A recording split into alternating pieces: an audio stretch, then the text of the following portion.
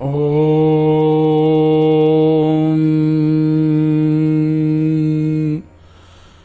वक्रतुंड महाकाय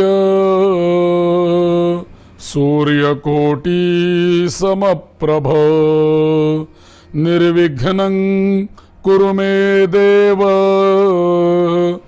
सर्वकार्येषु सर्वदा सर्वमंगलमांगल्ये शिवे सर्वार्थसाधिके शरण्ये त्र्यंबके गौरी नारायणी नमोस्तुते या कुंदेन्दुतुषारहारधवला या शुभ्रवस्त्रावृता या वीणावरदण्डमण्डितकरा या श्वेतपद्मासना या ब्रह्माच्युतशङ्करप्रभृतिभिर्देवैः सदा वन्दिता सा मां पातु सरस्वती भगवती निःशेषजाड्यापहा शान्ताकारं भुजगशयनं पद्मनाभं सुरेशं विश्वाधारं गगनसदृशं मेघवर्णं शुभांगं लक्ष्मीकान्तं कमलनयनं योगिभिर्ध्यानगम्यं वन्दे विष्णुं भवभयहरं सर्वलोकैकनाथम्।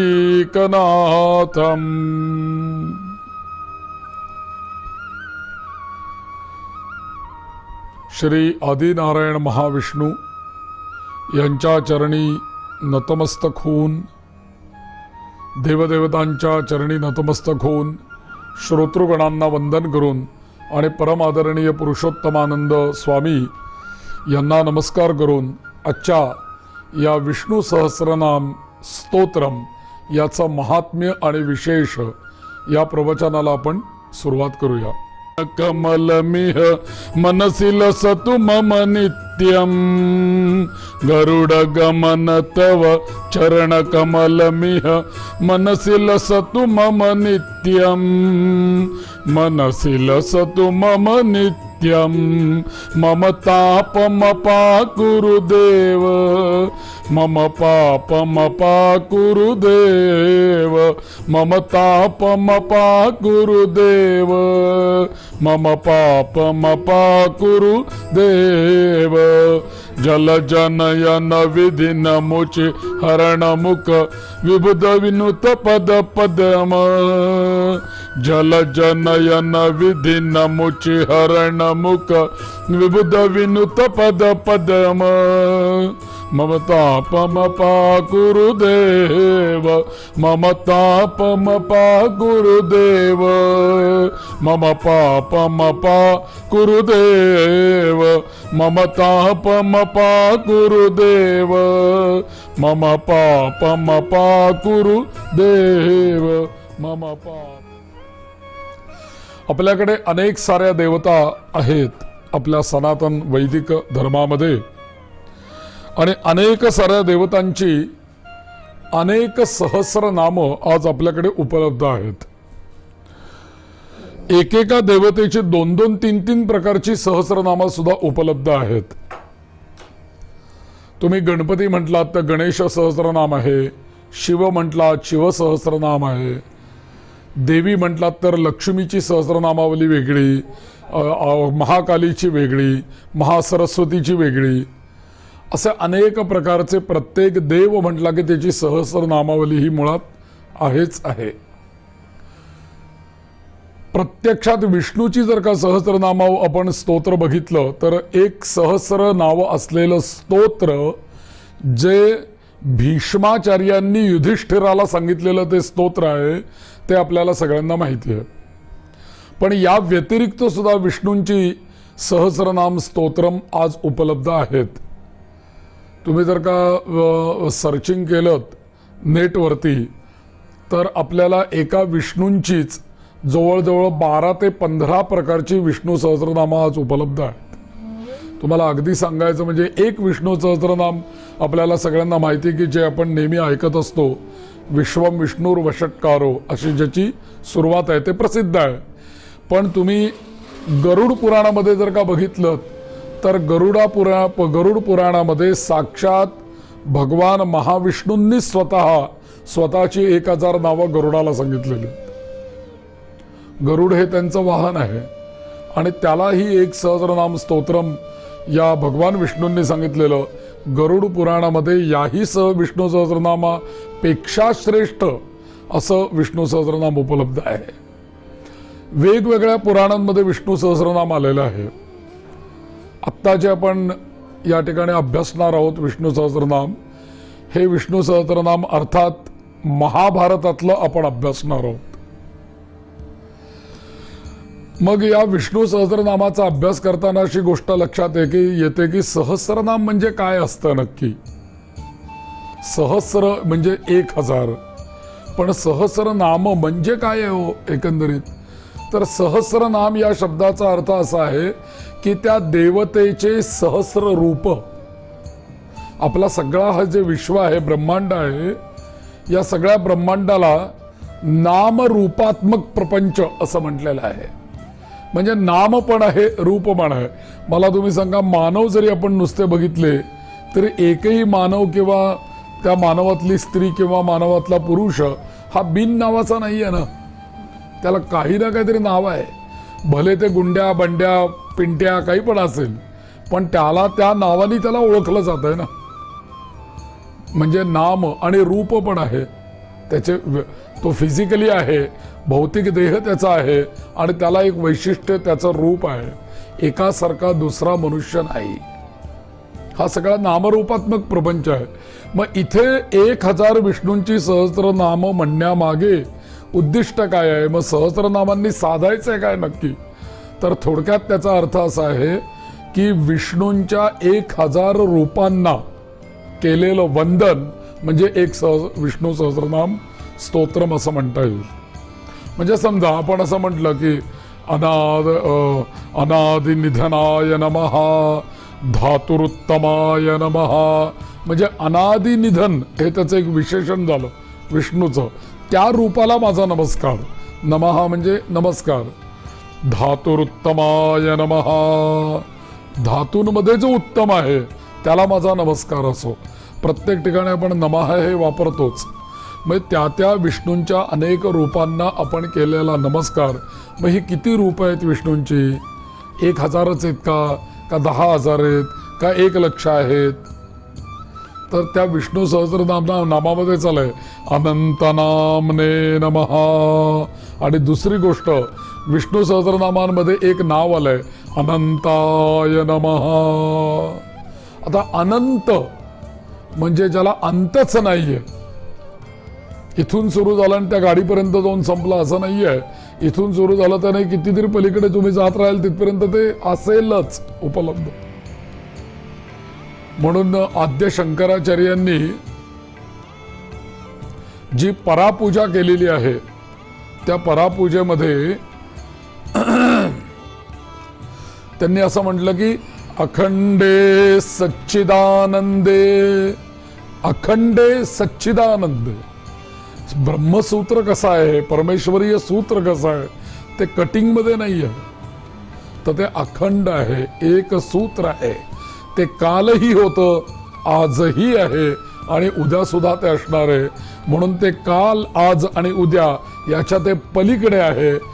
काल, आज आणि उद्या हे 3 जर का आपण मणी म्हटले तर हे 3ही मणी ज्या दोरीमध्ये ओले जातात, ती दोरी जर का कोण असेल तर ते अखंडे सच्चिदानंद. म्हणून बघा सगळीकडे 3 याचा संबंध येतो. त्वं गुणत्रयातीतः, त्वं देहत्रयातीतः, त्वं कालत्रयातीतः. आणि इथे सुद्धा सच्चित आनंद. सगळीकडे 3 याचा हे आहे. म्हणून काल, आज आणि उद्या या सगळ्याला एका सूत्रामध्ये जर का गुंफणार सूत्र जर का कोण असेल तर तो अनंतो वै विष्णू. तो मुळामध्ये विष्णू या शब्दाचा अर्थ असा आहे की विष नावाचा धातू आहे आणि विषू या नावाच्या धातूचा अर्थ असा आहे की जो सर्वाला व्यापतो त्याला विष्णू म्हटलेला आहे. म्हणून संस्कृतमध्ये असं म्हणतात व्यापको वै विष्णू, जे सगळ्याला व्यापलेलं आहे त्याला काय म्हणायचं? विष्णू. म्हणून पुरुष सूक्तामध्ये हे विष्णूंना अभिषेकाला जे पुरुष सूक्त वापरलं जातं त्या पुरुष सूक्ताची पहिली ऋचा येते वेदामध्ये. सहस्र शीर्षा पुरुषः सहस्राक्ष सहस्रपात. इथे सगळं सहस्र सांगितलं. आपण काय बघतोय? विष्णू सहस्रनाम. आणि इथे पुरुष सूक्ताची सुरुवातच आहे सहस्र शीर्षा पुरुषः. मग सहस्र शीर्षा पुरुषः, सहस्र डोकी असलेला किंवा सहस्र शिर असलेला पुरुष, हा पुरुष एकच आहे, डोकी 1000 आहेत. फरक हा आहे की तत्व एकच आहे चैतन्य, त्या चैतन्याची रूप अनेक करोड आहेत. म्हणून सहस्र शीर्षा पुरुषः सहस्राक्ष सहस्रपात. सहस्र पाय आहेत, सहस्र डोळे आहेत. सभूमीम सहा भूमीम विश्वतो वृत्वा, या भूमी सहित संपूर्ण विश्वाला वृत्वा त्यांनी व्यापलेलं आहे.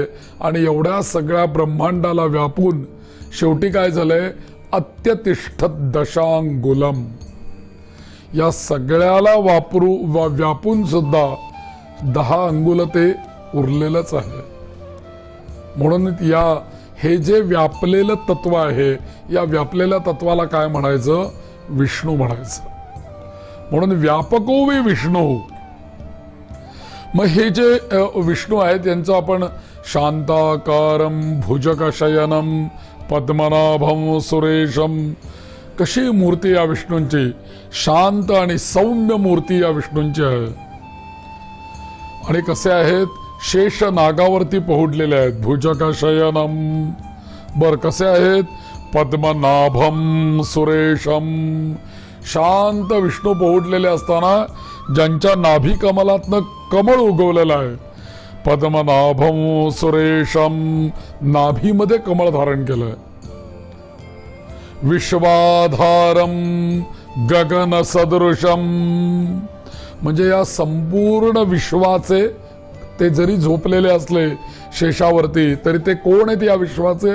विश्वाधारम. या संपूर्ण विश्वाचे ते आधार आहेत. बर, या संपूर्ण पृथ्वीला आपल्या डोक्यावरती धारण करणारा कोण आहे? तो शेष आहे. आणि त्या शेषाच्याच गादीवरती हे विष्णू झोपलेले आहेत.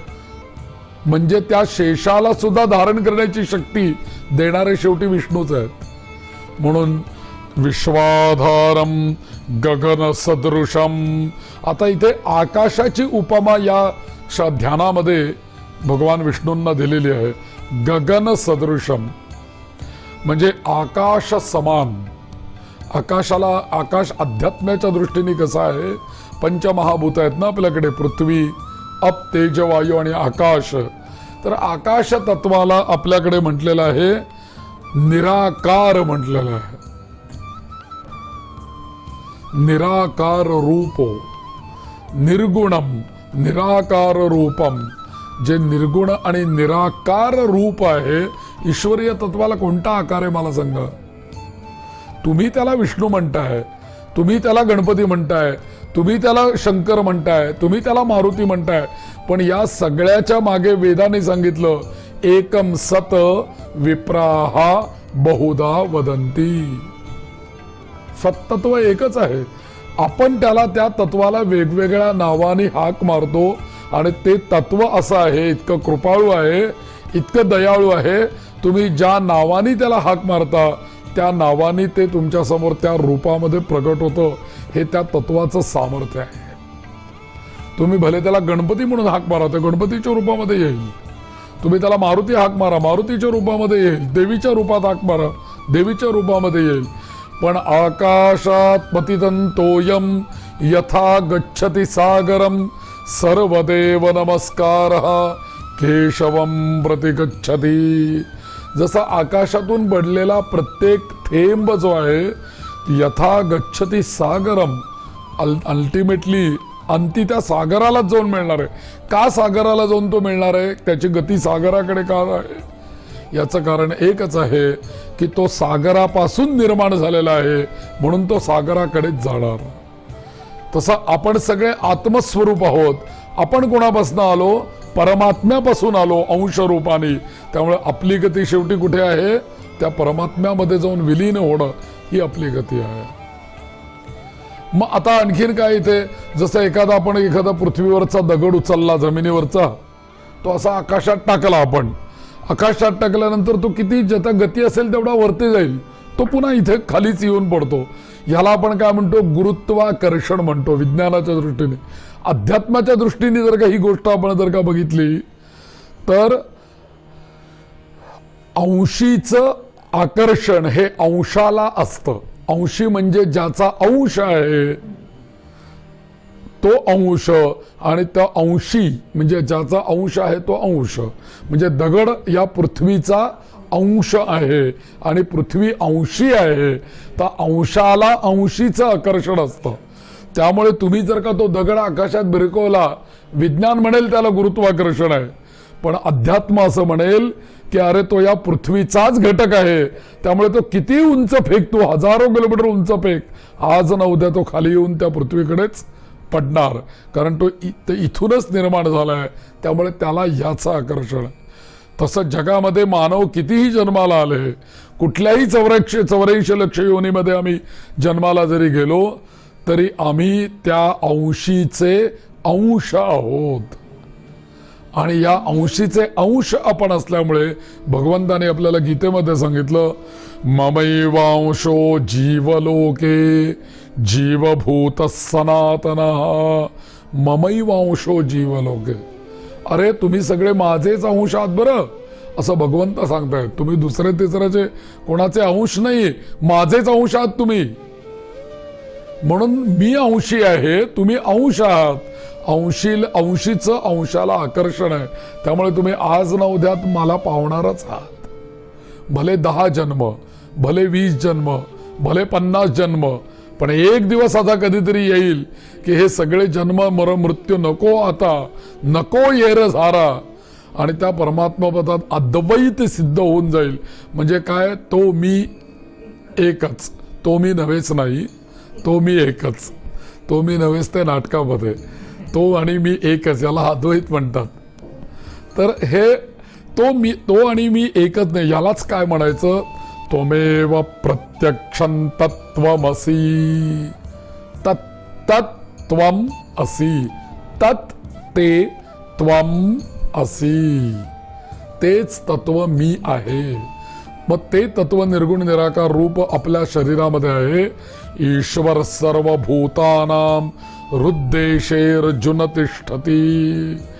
ईश्वर आपल्या शरीरामध्ये प्रत्येकाच्या हृदयामध्ये आहे. किती अंगुष्ठ मात्र तो आपल्या हृदयामध्ये राहतो. म्हणून देह देवाचे मंदिर, आत आत्मा परमेश्वर. देह देवाचे मंदिर, देह देवाचं मंदिर आहे आणि त्यातला जो आत्मा आहे तो परमेश्वर आहे.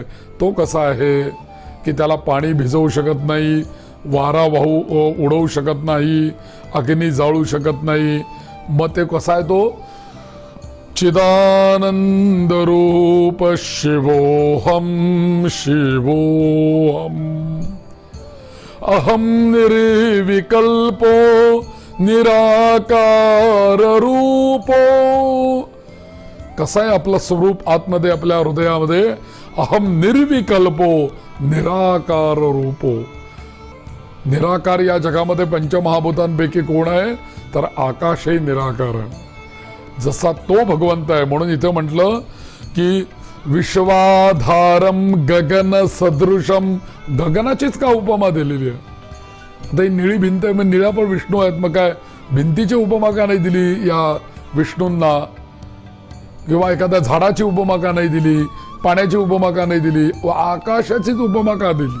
कारण आकाशाला आकार नाहीये, भगवंतालाही आकार नाहीये. म्हणून अहम निर्विकल्पो निराकार रूपो. म्हणून आकाश निराकार. आणि दुसरी गोष्ट, आकाशाचा अजून एक गुण महत्वाचा आहे, सर्व विश्वाला ब्रह्मांडाला व्यापणारी पंचमहाभूतांमधली एकच गोष्ट आहे, ती म्हणजे आकाश. तुम्ही आणि आता आम्ही आकाशातच बसलेलो आहोत ना. माझ्यापासून तुमच्यापर्यंतचं जे काही अंतर आहे याला आकाश म्हटलेलं आहे. तुमच्यापासून त्या दारापर्यंत आकाश आहे. बरं, हे सगळी पृथ्वी कशामध्ये आहे? तुम्ही गुगलवर उघडून बघा, आकाशातच पृथ्वी दिसते. म्हणजे या संपूर्ण सगळ्या 9 ग्रहांच्या ब्रह्मांडाला पृथ्वी सहित गंगेला आपण काय म्हणतो, आकाशगंगा, म्हणजे त्या आकाशाने या सगळ्याला व्यापलेलं आहे. म्हणून ते आकाशाची उपमा विष्णूंना या ध्यानामध्ये विष्णू सहस्रनामाच्या दिलेली आहे. मला तुम्हाला त्याच्यावरती मुख्य केंद्रित करायचं आहे. मुळामध्ये आपल्याला ध्यान समजल्याशिवाय विष्णू सहस्रनाम समजणार नाही. शांताकारम भुजगशयनम हा जो त्यातला पहिला ध्यानाचा श्लोक आहे, हा आपल्याला समजल्याशिवाय त्या विष्णू सहस्रनामामध्ये आपल्याला प्रवेशच मिळणार नाही. कारण आधी ध्यान आहे ना, मग पठण आहे. तर म्हणून त्याच्यामध्ये त्यांनी सांगितलं की आकाश सर्वव्यापी आहे, भगवान सर्वव्यापी आहेत. म्हणून विष्णू या शब्दाला आकाश जुळतात. तर मग सर्वव्यापी असणारं गगनसदृशम मेघवर्णम शुभांगम, मेघ सदृश म्हणजे आकाशामधले जे काही ढग असतात, मेघवर्णम शुभांगम आणि शुभ लक्षणांनी युक्त, शुभ अंगाचे.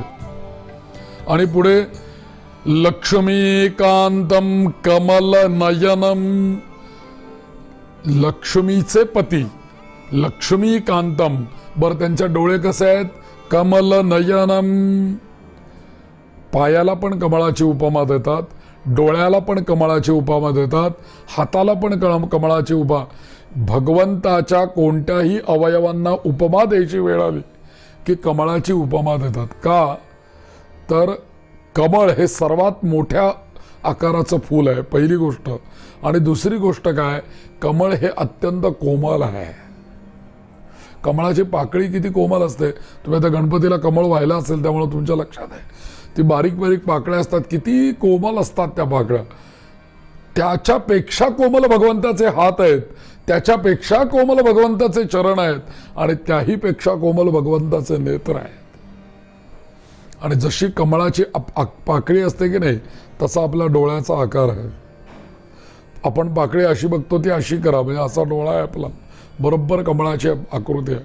म्हणून कमल नयनम, अशा भगवंताचा की जो शांत आहे, जो शेषनागावर शयन करणार आहे, ज्याच्या नाभीमध्ये कमळ उगवलेला आहे, जो सर्वांचा ईश्वर आहे, जो सर्वांचा आधार आहे, जो निराकार आकाशासारखा आहे, आणि जो सर्व व्यापलेला मेघवर्णाने सारखा दिसणार आहे, शुभांगांनी युक्त आहे, जो लक्ष्मीपती आहे, कमळासारखे नेत्र आहेत. अशा विष्णूंचं कोण ध्यान करतात? योगीभिर ध्यान गम्यम. कोण ध्यान करतात त्याचे? स योगी योगिनाम वराह. एवं ध्यायति यो नित्यम स योगी योगिनाम वराह. अथर्वशीर्षामध्ये येतं ना, एवं ध्यायति यो नित्यम. अशा परमेश्वराचं कोण ध्यान करतात? तर योगी लोक ध्यान करतात. कुठे ध्यान करतात? योगी लोक काही पूजा करतात का ते भगवंताची? आपण जसे घरामध्ये आपल्या कृष्ण ठेवलेला असतो, विष्णू ठेवलेला असतो, आपण सगुण उपासक आहोत. योगाकडे कुठे सगुण उपासना आहे? तो त्याच्या हृदयामध्ये त्याचं ध्यान करतो आणि मानस पूजा त्याची करतो. पण तो हृदयामध्ये ध्यान करताना कशा विष्णूंचं ध्यान तो करत असतो? तर अशा विष्णूंचं तो ध्यान करत असतो. शांत आकारम भुजगशयनम. कुंडलिनीच्या शास्त्रानुसार जर का आपण बघितलं तर आपल्या शरीरामध्ये जे काही चक्र सांगितलेली आहेत,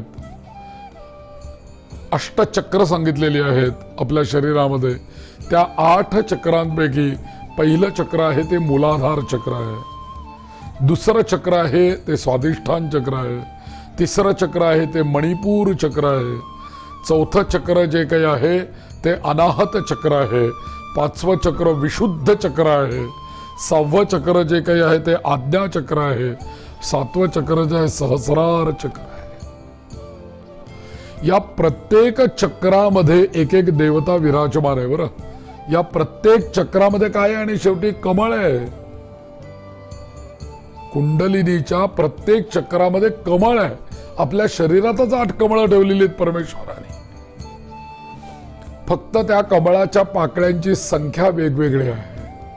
मूलाधार चक्रामध्ये तेच कमळ 2 पाकळ्यांचं आहे. स्वाधिष्ठान चक्रामध्ये मोठं आहे, त्याच्यापेक्षा 8 पाकळ्यांचं कमळ आहे.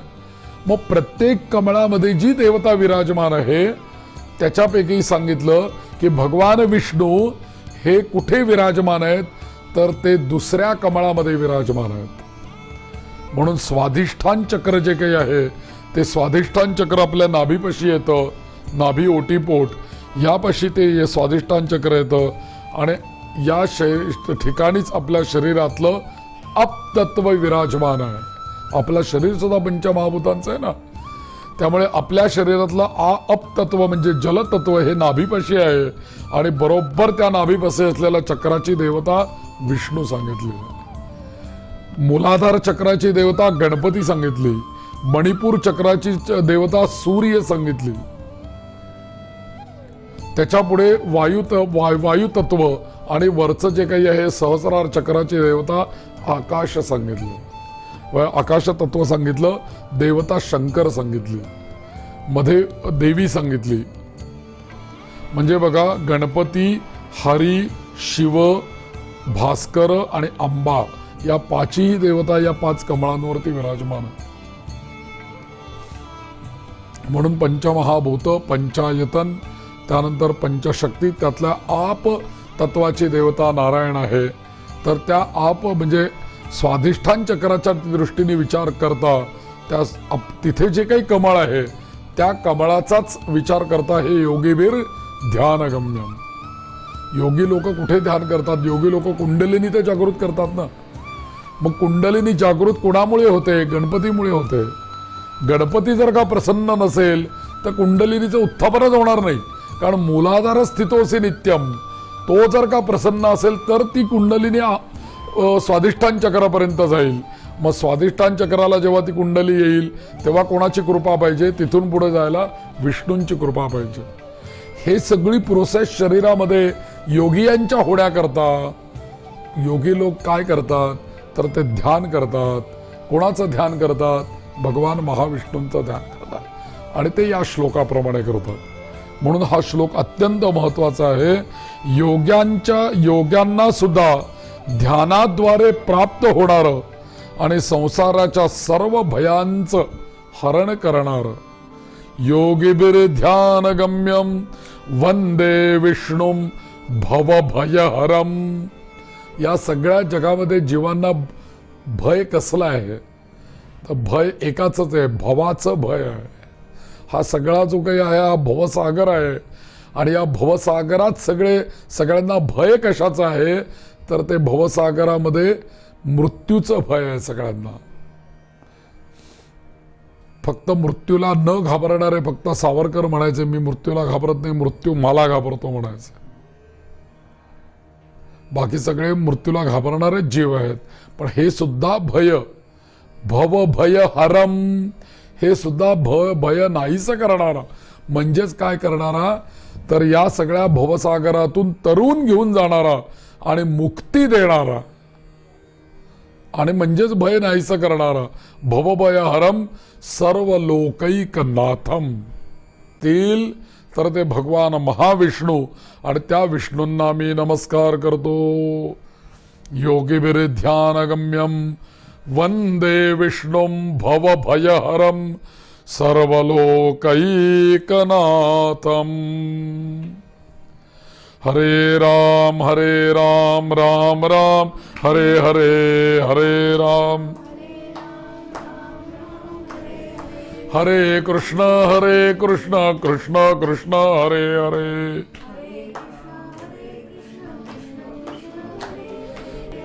जय श्री राम.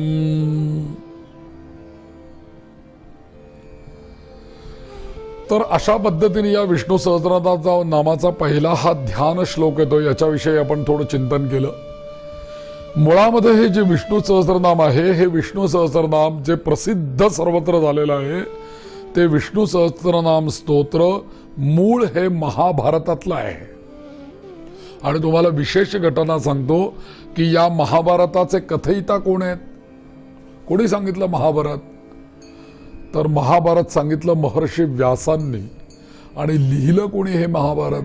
गणपती बाप्पाने लिहिलेलं आहे. अर्थातच विष्णू सहस्त्रनाम मग कोणी लिहिलं असेल हो? आणि कोणी सांगितलं असेल मूळ? साक्षात कथयिता महर्षी व्यास आहेत, लिहिणारा बाप्पा आहे, त्यांनी ते लिहिलेलं आहे गणपतीने. त्यामुळे या विष्णू सहस्त्रनामाला गणपतीचा स्पर्श झालेला आहे, कारण त्यांनी ते लिहिलं आहे.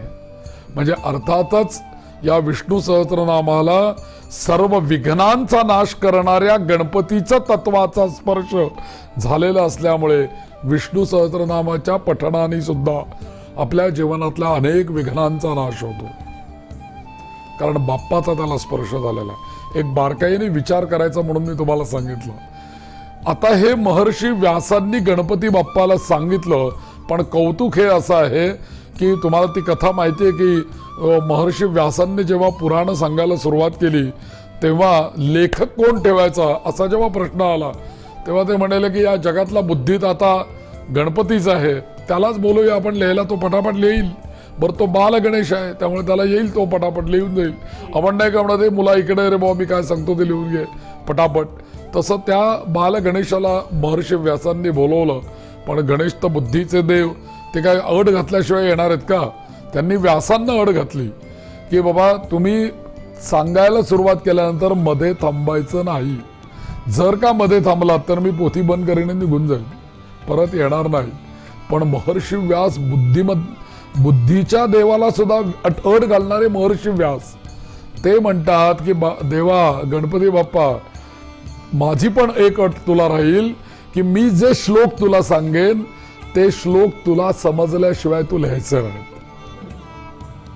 दोघांनी एकमेकांना अड घातले. आणि विशेष तुम्हाला असं सांगतो की महर्षी व्यासांनी या महाभारतामध्ये अशी काही कोडी घातलेली आहेत की ती कोडी भल्या भल्यांना सुटत नाहीत अशी कोडी आहेत. महाभारत ग्रंथ जर का संपूर्ण आपण वाचन केला तर आपल्या लक्षात येईल.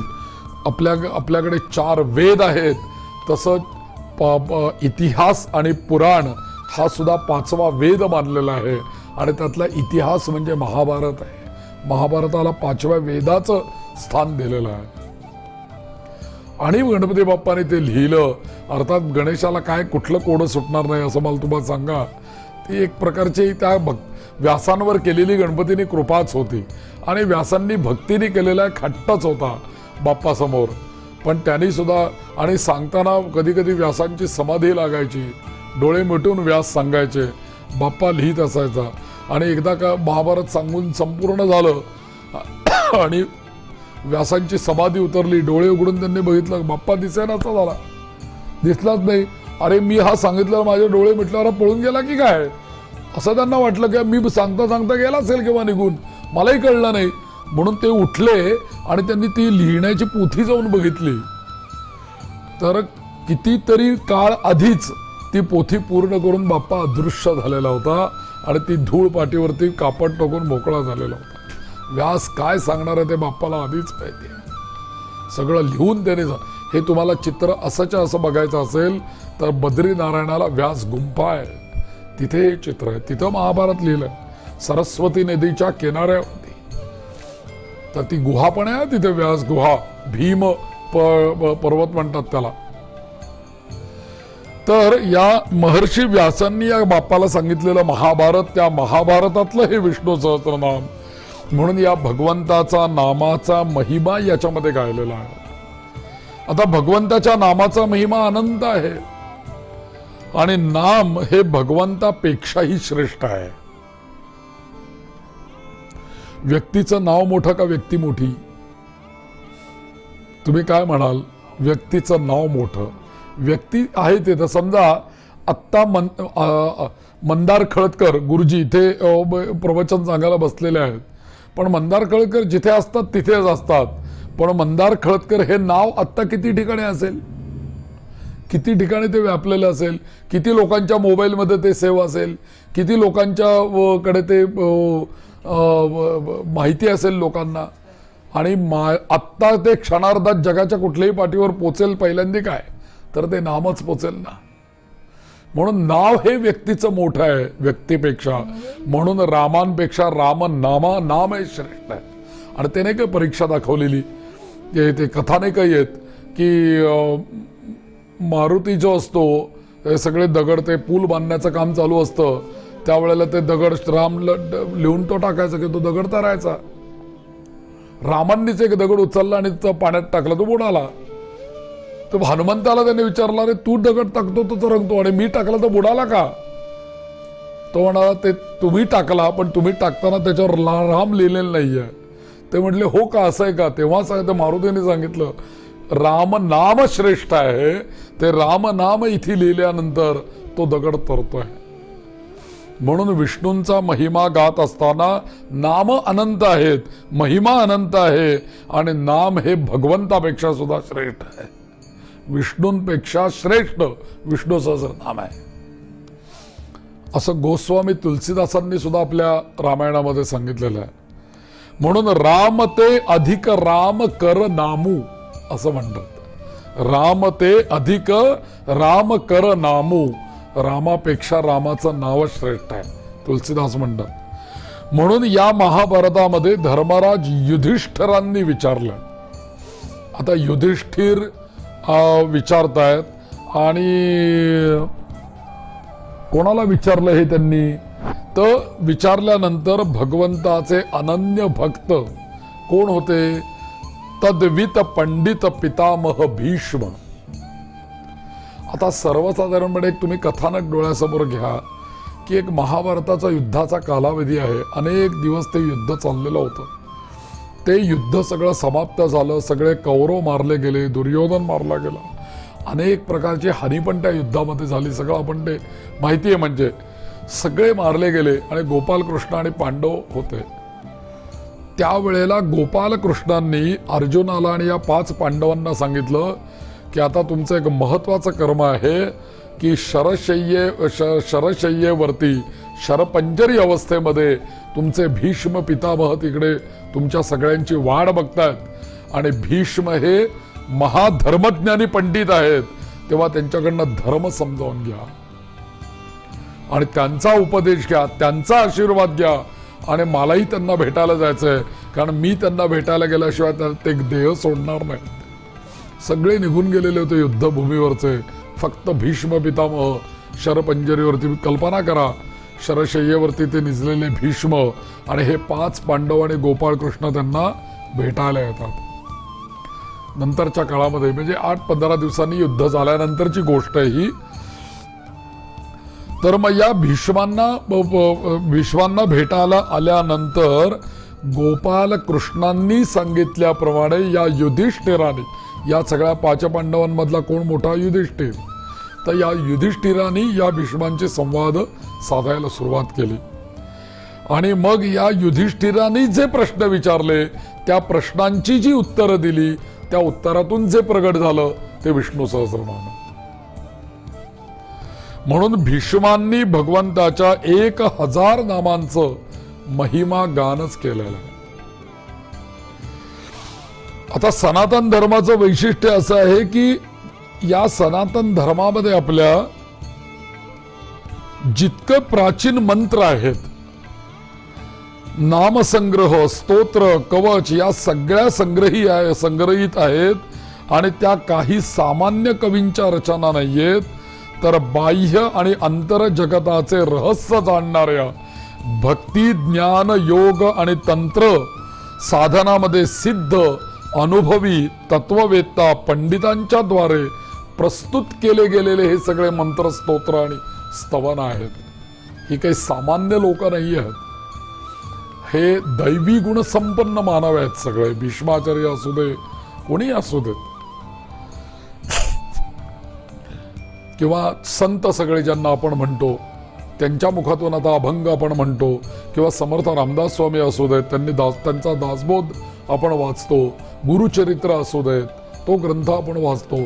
तो ग्रंथ आपण वाचतो आणि आपल्या मनोकामना पूर्ण होतात. किंवा साधं प्रणम्य शिरसा देव मे स्तोत्र असू दे, किंवा शंकराचार्यांनी केलेलं मुदाकरात्म मोदकम स्तोत्र असू दे, हे स्तोत्र म्हटल्यानंतर आपल्या मनोकामना पूर्ण होतात का? याचं कारण जे ते स्तोत्र लिहिणारे आहेत, कथन करणारे आहेत, सांगणारे आहेत, ते कोण आहेत? तर ते तपस्वी आहेत. अंतर्बाह्य जगाचा इतिहास ते जाणणारे आहेत. आतही ते जाणतात, बाहेरही जाणतात. अशा प्रकारचे ते दिव्य योगी आहेत. त्यामुळे त्यांच्या मुखातून जे बाहेर पडलं ते आपल्या कल्याणाचंच तत्वज्ञान आहे. म्हणून या साधनांच्या द्वारे यथाविधी साधना जर का आपण केल्या तर आराधना, उपासना ह्या जर का आपण यांच्या सांगण्यावरनं, समजा भीष्म पितामहांच्या मुखातून बाहेर पडलेलं हे विष्णू सहस्त्रनाम आम्ही आमच्या जीवनामध्ये उपासना रूपाने आणलं आणि आम्ही त्याची उपासना करायला लागलो, तर होणारे काय? तर इहलोक आणि परलोक अशी कोणतीही सिद्धी नाही की या इहलोकामध्ये किंवा परलोकामध्ये आम्हाला प्राप्त करता येणार नाही, अशी कोणतीच सिद्धी नाही. फक्त आवश्यकता काय आहे की या रहस्यमय मार्गाचं मर्म सांगणाऱ्या आत्मवेत्ता ब्रह्मनिष्ठ सद्गुरूंची आणि मार्गदर्शनाच्या अनुसार श्रद्धापूर्वक चालणाऱ्या कटिबद्ध अशा साधकांची आणि शिष्यांची आवश्यकता आहे. या जगामध्ये मिळणार नाही असं काही नाही, दुर्लभ काहीच नाही आहे या जगामध्ये. भगवंत दुर्लभ कुठं म्हटलंय आपल्याकडे? दुर्लभ 3च गोष्टी आहेत. काय दुर्लभ आहे या जगामध्ये? एक पहिली गोष्ट शंकराचार्य म्हणतात मनुष्यत्वम. पहिली गोष्ट दुर्लभ आहे मनुष्यत्वम. बरं ठीक आहे, मनुष्यत्व एक वेळ मिळालं, पुढे मनुष्यत्वम मुमुक्षुत्वम. मनुष्य जन्माला आल्यानंतर मला मुक्ती मिळावी अशी इच्छा मनामध्ये निर्माण होणं हे दुर्मिळ आहे. नाही तर सगळ्या मानवांना मुक्ती मिळाली असते. रांगेरी गणपती विसर्जनाला जातात तसे मुक्तीला लागायचे सगळे लोक. कुठे लागतात मुक्तीला? मनुष्य जन्म मिळाला, एक दुर्लभ त्यांना प्राप्त झालं, दुसरं दुर्लभ कसं प्राप्त होईल? कारण त्याच्याकरता तिसरं दुर्लभ ठेवलेलं आहे महापुरुष संश्रया. जर का तुम्हाला हे इथपर्यंत मुक्तीचा मार्ग किंवा मुक्तीचे विचार आपल्या मनामध्ये यायचे असतील तर त्याच्याकरता अंडरलाईन आहे महापुरुष संश्रया. मग महापुरुष म्हणजे कोण? गुरु, सद्गुरु, साधक यांच्या सहवासात, सत्संग याच्यामध्ये जर का आपण राहिलो तर आपोआप आपले विचार तसेच राहतील आणि कधीतरी आपल्या मनामध्ये मुक्तीचा विचार जागृत होईल.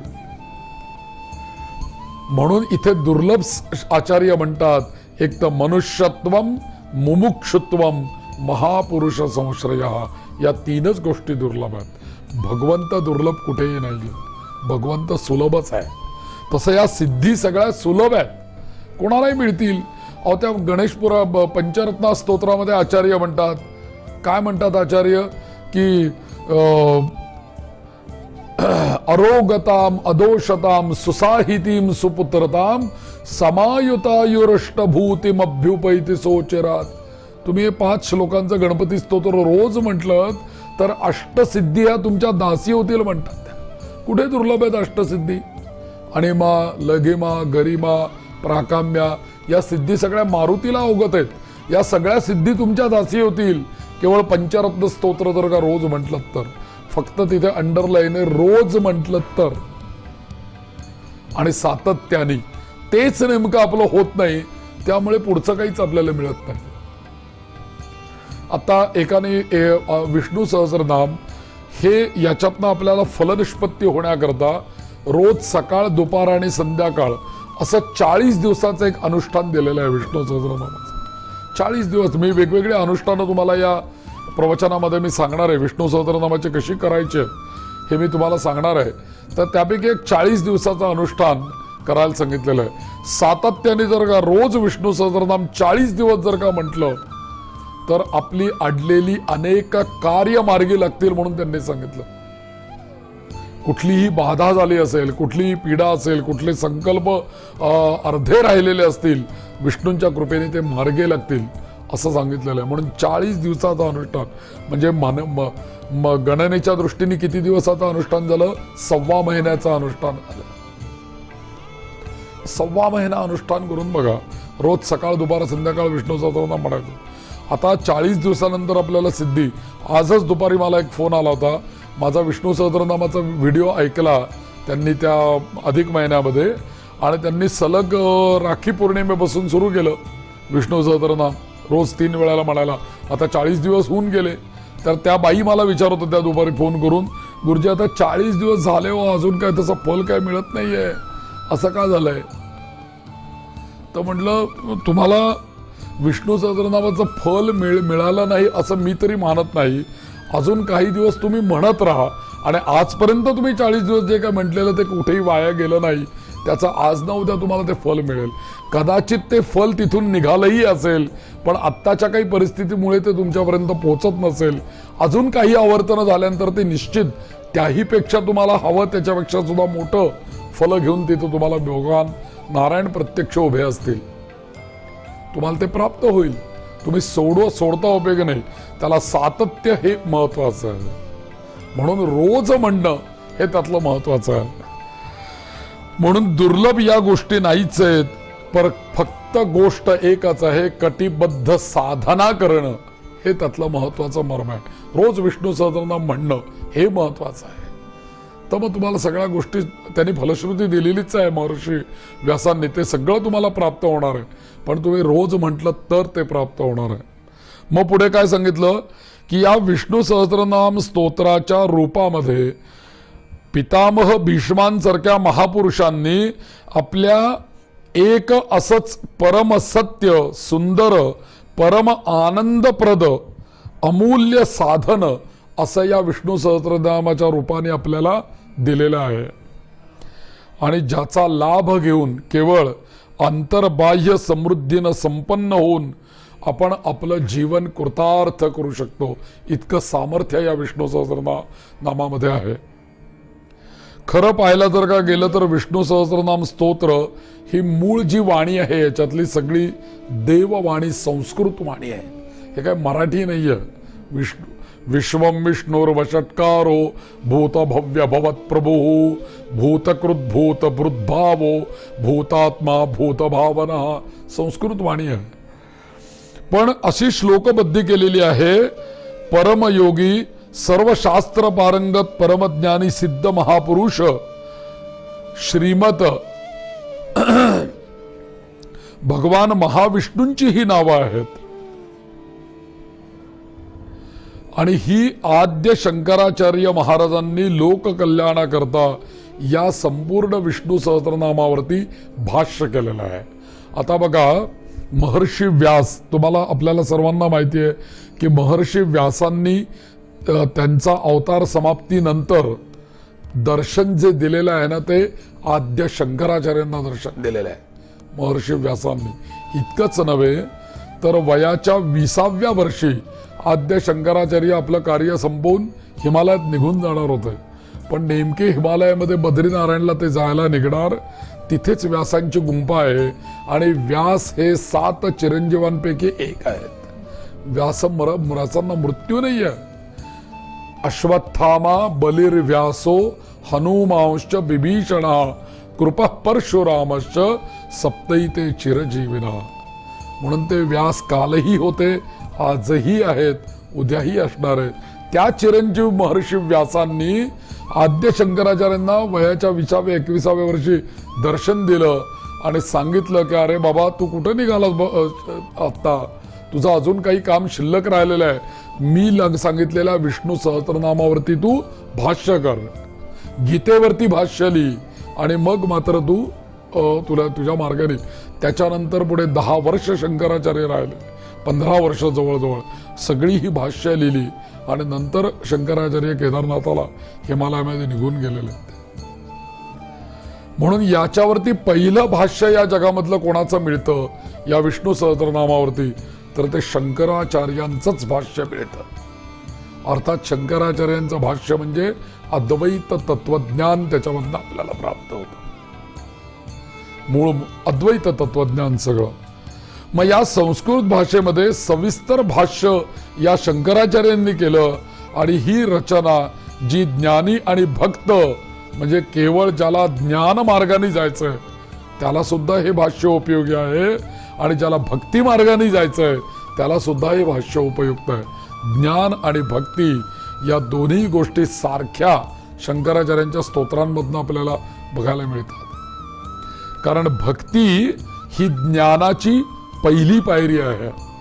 भक्तीने शेवटी ज्ञानच प्राप्त होतं आणि भक्तीची समाप्ती ही ज्ञानामध्ये होते। भक्तीच मुळात नसेल तर ज्ञान तरी कुठून मिळणार आहे? म्हणून आपल्याला भक्ती मार्ग दिलेला आहे। म्हणून या विष्णू सहस्रनामाच्या या भाष्यामध्ये ज्ञानही आपल्याला पाहायला मिळतं, भक्ती पण आपल्याला पाहायला मिळते। आणि या ज्या ज्ञानी भक्तांना आणि ज्ञानी लोकांना आणि भक्तांना दोघांना सुद्धा परम आदरणीय अशी रचना म्हणजे विष्णू सहस्रनाम आहे। म्हणून याचा स्तवनाचा महिमा जो काही आहे तो अत्यंत अत्युच्च कोटीचा असा स्तवन महिमा। का हो विष्णू सहस्रनामावरच आद्य शंकराचार्यांना भाष्य करण्याची आचार्यांनी आज्ञा केली व्यासांनी? दुसरी सहस्रनामा त्याही वेळेला होतीच ना। मग विष्णू सहस्रनामावरच भाष्य, बरं विष्णू सहस्रनामावरती भाष्य कर म्हणून त्यांना आज्ञा केली, याचं कारण काहीतरी विशेष असलं पाहिजे की या विष्णू सहस्रनामामध्ये असं काही विशेष आहे की महर्षी व्यासांनी आचार्यांना आज्ञा करावी त्याच्यावर भाष्य करण्याची। म्हणजे याच्यामध्ये निश्चित काहीतरी तत्वज्ञान आहे किंवा सामर्थ्य याच्यामध्ये आहे। थोडक्यात सांगायचं म्हणजे या विष्णू सहस्रनामाचे जे मंत्र आहेत, आत्ताच्या लोकांनी काही त्याच्यावर जे काही रिसर्च केले, जे रोज विष्णू सहस्रनाम म्हणतात त्यांनी काही स्वतःची परीक्षणं केली, जे काही साधक मंडळी आहेत त्यांनी रोज विष्णू सहस्रनाम म्हणून बघितलं की काय परिणाम होतो आपल्यावर, आणि रोज ठराविक वेळेला म्हणून बघितलं काय परिणाम होतो। तर त्यांच्या असं लक्षात आलं की आपल्या शरीराच्या विविध जी काही केंद्रस्थानं आहेत, ज्याला आपण मर्मस्थानं म्हणू, केंद्रस्थानं म्हणूया, मर्मस्थानं म्हणूया, या केंद्रस्थानामध्ये मर्मस्थानामध्ये विष्णू सहस्रनाम म्हणून झाल्यानंतर बराच वेळपर्यंत स्पंदन निर्माण झालेली असतात विशिष्ट प्रकारची। आता ही एकंदरीत आपल्या शरीरामध्ये योगिक दृष्ट्या 24 मर्मस्थान आहेत बरं का आपल्या शरीरामध्ये। म्हणून गायत्री मंत्राला सर्वात जास्ती महत्व काय आहे याचं कारण गायत्री छंदाच्या मंत्रांना पण फार मोठं महत्व आहे। का तर जेव्हा आपण 24 अक्षरांचा गायत्री मंत्र म्हणतो तेव्हा 24 अक्षरांनी आपल्या शरीरातली 24 केंद्र जागृत होत असतात। म्हणून गायत्री मंत्राला फार मोठं महत्व आहे। तर आता ही केंद्र स्पंदन जागृत होतात आणि हल्लीच्या मॉडर्न इंग्रजी भाषेमध्ये जर का बोलायचं झालं तर वाइब्स निर्माण होतात त्या केंद्रस्थानामध्ये। आणि म्हणून श्रद्धायुक्त या स्तोत्राचा मंत्राचा जर का उच्चारणाने कल्याणकारक, सकारात्मक आणि सखोल असा प्रभाव पडतो। म्हणजे आता बघा अशी जर का केंद्र जागृत झाली तर अशी केंद्र कोणाची जागृत होतात? योग्यांची, ज्याला समाधीपर्यंत जायचंय त्यांची जागृत होतात। म्हणजे त्यालाही उपयुक्त आहे। समजा आमच्यासारखा भक्त असेल कोणी, 1000 पानं घेतली आहेत आणि एक एक नाव म्हणून विष्णूला वाहतोय, तो एक एक नाव वाहत असताना त्याची जागृत होणार आहे, पण तो भक्तीने त्या ज्ञानापर्यंत जाणार। दोघांचा प्रवास तिथेच आहे। म्हणून भगवंताच्या स्वरूप चिंतनाने एक एवढी रूप आपल्या तोंडातून जात असताना प्रत्येक नावाच्या मागे असलेलं रूप आपण त्याचं चिंतन जेव्हा करत जातो तेव्हा होतं काय की त्याच्याविषयी भक्ती वाढत राहते आणि आपल्या अंतःकरणामध्ये भक्तियुक्त पुष्प उमलत राहतं। आणि या श्लोकांचा अर्थ जेव्हा आपण लक्षात घेऊन त्याचं चिंतन करतो त्यावेळेला मात्र नुसतं चिंतन नाही तर मनन सुद्धा आपण हळूहळू करायला लागतो। पहिल्यांदा काय असतं की आपण 4 प्रकारचे जप आपल्याकडे सांगितलंय। पहिल्यांदा आपण जेव्हा जप करतो तेव्हा वैखरी वाणीने जप करतो। हळूहळू काय होतं की वैखरी वाणीने जप केल्यानंतर पुढे काय होतं, आपल्याकडे एकंदरीत 4 वाणी आपल्या शरीरात आहेत। एक आहे परावाणी, ती आहे नाभीपाशी, हृदयापाशी जी आहे ती पश्यंती, त्याच्यानंतर कंठापाशी जी आहे ती मध्यमा आणि ओठापाशी जी आहे ती वैखरी. आता जेव्हा आपण एखाद्या मंत्रांचा स्तोत्राचा जप करतो तेव्हा तो वैखरी वाणीने करतो, म्हणजे ओठांच्या ठिकाणी करतो. हळूहळू काय होतं, तो जप मध्यमेपर्यंत उतरतो, ओठांची हालचाल अगदी कमी होते, त्याच्या पुढे तो खाली जातो, मध्यमापर्यंत जातो, तेव्हा तर एकदमच ओठांची हालचाल बंदच झालेली असते. आणि ज्या वेळेला तो परावाणीमध्ये जातो त्यावेळेला मात्र हे सगळं वरचे वेगळेच व्यवहार चालू असतात आणि आतमध्ये जप अखंड चालू राहतो.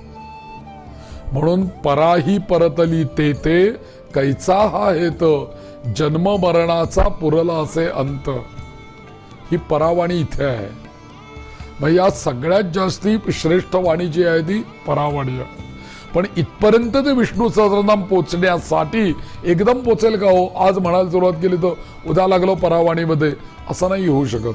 तुम्ही त्याचं सातत्याने तेवढं अनुष्ठान जर का केलं, हळूहळू पठणाचं चिंतनात रूपांतर होईल, चिंतनाचं निधिध्यासनात रूपांतर होईल आणि हळूहळू ते परावाणीमध्ये जेव्हा पोचेल तेव्हा तुम्ही झोपलेले असाल तरी विष्णू सहस्रनाम चालूच राहील, ते थांबणार नाही. म्हणून तिथपर्यंत आपल्याला हे पोचवायचं आहे. म्हणजेच आध्यात्मिक उन्नती या विष्णू सहस्रनामाने निश्चित आपल्याला साधता येईल. म्हणून आध्यात्मिक मार्गामध्ये गुरु भक्ती योगाचा आश्रय घेणाऱ्या भाग्यवान साधकांसाठी हे अनमोल रत्न आहे असं शंकराचार्य म्हणतात.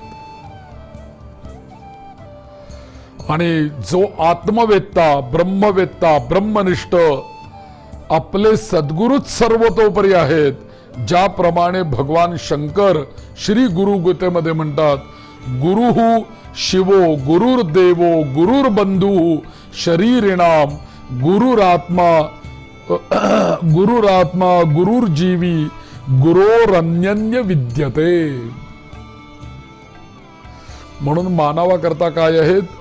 गुरुच शिव आहेत, गुरुच देव आहेत, गुरुच बांधव आहेत, गुरुच आत्मा आहेत, गुरुच शिव आहेत आणि गुरुच जीव आहेत. आणि या जगतामध्ये गुरुशिवाय जगामध्ये काहीही तरणोपाय नाही, अन्य काहीच नाही. म्हणून जे कोणी पठण करतात विष्णू सहस्रनामाची एकदा तरी गुरुमुखातनं संथा घेणं खूप आवश्यक आहे. आणलं पुस्तक बाजारातनं, मला खूप चांगलं वाचता येतंय, लागले वाचायला घरी, तर त्याचं ते फल मिळत नाही. मग कोणाकडे तरी तुम्ही जा, भले आपल्याला येत असो वाचता, पण गुरुजी मला तुम्ही याची संथा द्या. एकदा गुरुजींनी सांगितलं, आपण एकदा त्यांच्या मागे म्हटलं की त्याला म्हणतात गुरुमुख झालं. आणि असं ज्या वेळेला तुम्ही ते मंत्र किंवा स्तोत्र ग्रहण करता त्यावेळेला त्याचं सहस्रगुणी फल आपल्याला प्राप्त होतं. आपण आपलं वाचणं आणि गुरुमुखाने ते घेऊन वाचणं जमीन आसमानाचा फरक आहे. म्हणून आपल्याला जर का उन्नती साधायची असेल तर ती या पद्धतीने आपण साधली पाहिजे. आणि म्हणून या सगळ्याचा विचार जर का केला तर या शंकर भाष्यामध्ये जे काही सांगितलेलं आहे आचार्यांनी ते हेच सांगितलेलं आहे की तुम्ही एखाद्या गुरूंना शरण जा आणि गुरूंकडनं ते आधी पहिल्यांदा आत्मसात करा आणि मग त्याचं सातत्याने पठण करा. तुम्हाला ते इहलोकी आणि परलोकी, त्यानंतर भक्तीमध्ये आणि ज्ञानामध्ये दोन्हीच्या करता तुम्हाला ते फलद्रूप होईल म्हणून सांगितलेलं आहे. म्हणून एकंदरीत या युधिष्ठिराने भीष्मांना 6 प्रश्न विचारले आणि त्या 6 प्रश्नांचं उत्तर म्हणजे हे विष्णू सहस्रनाम आहे. हरे राम राम राम हरे हरे, हरे कृष्ण कृष्ण कृष्ण हरे हरे, हरे राम राम राम हरे हरे, हरे कृष्ण कृष्ण कृष्ण हरे हरे, हरे कृष्ण कृष्ण कृष्ण हरे हरे. श्रीमन्नारायण नारायण नारायण. एक श्लोक आपल्याकडे नेहमी म्हणतो आपण, सर्वदा सर्व कार्येषु नास्ति तेषाम अमंगलम येषाम हृदिस्थो भगवान मंगलायतनम हरिः. सर्वदा सर्व कार्येषु नास्ति तेषाम अमंगलम, सर्व कार्यांमध्ये कधीही अमंगल्यत्व प्राप्त होत नाही. कोणाला अमंगल्यत्व प्राप्त होत नाही? सर्वदा सर्व कार्येषु नास्ति तेषाम अमंगलम येषाम हृदिस्थो भगवान मंगलायतन हरी. ज्याच्या शरीरामध्ये हृदयामध्ये भगवंताचं ध्यान आहे. कुठल्या भगवंताचं? हरी. हरी म्हणजे कोण? विष्णू. ज्यांच्या हृदयामध्ये कायम मनामध्ये विष्णूंचं ध्यान आहे, अशा ध्यान विष्णूंचं करणाऱ्या जीवाला, मानवाला कधीही अमंगल्यत्व प्राप्त होत नाही, कायम मंगलच प्राप्त होतं. हा त्या श्लोकाचा सरळ अर्थ आहे. म्हणून लाभस्तेषाम जयस्तेषाम कुतस्तेषाम पराजय येषामिंदु वरश्यामो हृदयस्थो जनार्दना. लाभस्तेषाम भरपूर लाभच आहे कोणाला? जयस्तेषाम जयच आहे कोणाला? लाभस्तेषाम जयस्तेषाम कुतस्तेषाम पराजय कधीही पराजय होणार नाही, लाभच होईल, यशच मिळेल. पण कोणाला हे सगळं सांगितलंय? पुढच्या चरणात उत्तर दिलं. कुतस्तेषाम पराजय येषामिंदिवर श्यामो हृदयस्थो जनार्दना. ज्यांच्या हृदयामध्ये सातत्याने विष्णूंचं ध्यान आहे, अशा व्यक्तीला, मानवाला कधीही अपयश नाही मिळणार, पराजय कधी होणार नाही आणि यशप्राप्ती कायम होईल. हे विष्णू सहस्रनामाचं सामर्थ्य आहे. आपण रोज हा नेहमी श्लोक म्हणत असतो, पण त्या श्लोकाचं एक आपलं चिंतन की आपला महत्वाचं काय आहे. म्हणून या विष्णू सहस्रनामाचा जे काही आहे, विष्णू हा जो काही व्यापक म्हणून विष्णू आपण बघितला की जो सर्वांना व्यापून आहे. आणि मग विष्णूंचं नामस्मरण का करायचं हा प्रश्न येतो. त्याच्यानंतर या विष्णूंना शरण का जायचं याचं स्पष्टीकरण भगवत पूज्य शंकराचार्यांनी पुढे दिलेलं आहे. आद्य शंकराचार्य एका ठिकाणी असं म्हणतात याच्यामध्ये, नारायण नारायण जय गोविंद हरे, नारायण नारायण जय गोपाल हरे, करुणा पारावार वरुणालय गंभीर, घन नीरद संकाश कृत कली कल्मश नाश, जलरुह दल निभ नेत्र, जगदारंभक सूत्र, पातक रजनी संहर, करुणालय मामुद्धर. ह्या आद्य शंकराचार्यांनी भाष्यामध्ये म्हटलेलं स्तवन आहे. विष्णू ते असं म्हणतात की नारायणा नारायणा गोविंद हरे, तुमचा जय जयकार करतो मी. हे नारायणा, हे गोपाला, तुमचा जय जयकार असो. का जय जयकार असो? कारण आपण करुणेचे सागर आहात. करुणा पारावारम. आणि कसे आहात? वरुणालय गंभीर. महासागराप्रमाणे अत्यंत गंभीर आहात. आपली कांती पाण्याने भरलेल्या नभाप्रमाणे श्यामवर्ण आहे. आणि आपलं स्मरण केलं असता काय होतं? का नारायणाचं स्मरण करायचं? एका चरणात आचार्यांनी उत्तर दिलंय, जलरुह दल निभ नेत्र, जगदारंभक सूत्र. जगाच्या आरंभाचं सूत्र नारायण आहे, जगत पालक नारायण आहे, जगत समाप्ती करणारा पण नारायण आहे. म्हणून जे मी तुम्हाला मगाशी सांगितलं ना, जगदारंभक सूत्र. कोण आहे सूत्र? नारायण आहे. आणि पुढे काय म्हणतात की घन नीरद संकाश कृत कली कलमश नाश. नारायणाचं नुसतं नाव जरी घेतलं ना आपण, नारायण नारायण नारायण, तरी होतंय काय? कलमशांचा नाश होतो. कली कलमशांचा नाश. आता कल्मश म्हणजे काय? या कलियुगामध्ये जे सगळे अखंड दोष निर्माण होत आहेत की नाही आपल्यामध्ये, काम क्रोध मद मोह मत्सर, हे सगळे दोष निर्माण होत आहेत आपल्याकडे. हे सगळे दोष नाश करण्याचं सामर्थ्य फक्त त्या एका नारायण नावामध्ये आहे. म्हणून एक गोष्ट लक्षात घेण्यासारखी, आचार्यांनी 2-3 ठिकाणी आलेली गोष्ट मी तुम्हाला सांगतो. एक ठिकाणी आचार्यांनी असंच म्हटलेलं आहे. दुसऱ्या एका ठिकाणी आचार्य असं म्हणतात की जर का मानवाला उद्धार करायचा असेल या कलियुगामध्ये, आता इथे काय म्हणतात? कली कल्मश नाश म्हणतात, कली म्हणतात, कलियुग. आता इथे कली कल्मश नाश म्हणतात. दुसऱ्या ठिकाणी ते काय म्हणतात? या जगामध्ये जर का तुम्हाला स्वतःचा आत्मोद्धार साधायचा असेल तर एकच गोष्ट करा, गेयम गीता नाम सहस्रम ध्येयम श्रीपती रूपमजस्रम. एकच गोष्ट करा. काय करा? काहीही करू नका. गेयम गीता, बस भगवंताच्या मुखातून निघालेलं जे तत्वज्ञान आहे ते तत्वज्ञान गेयम रोज म्हणा, गा ते. आणि गेयम गीता नामसहस्रम. आता इथे नामसहस्र म्हणजे सरळ म्हणा. काय म्हणा म्हणतात आचार्य?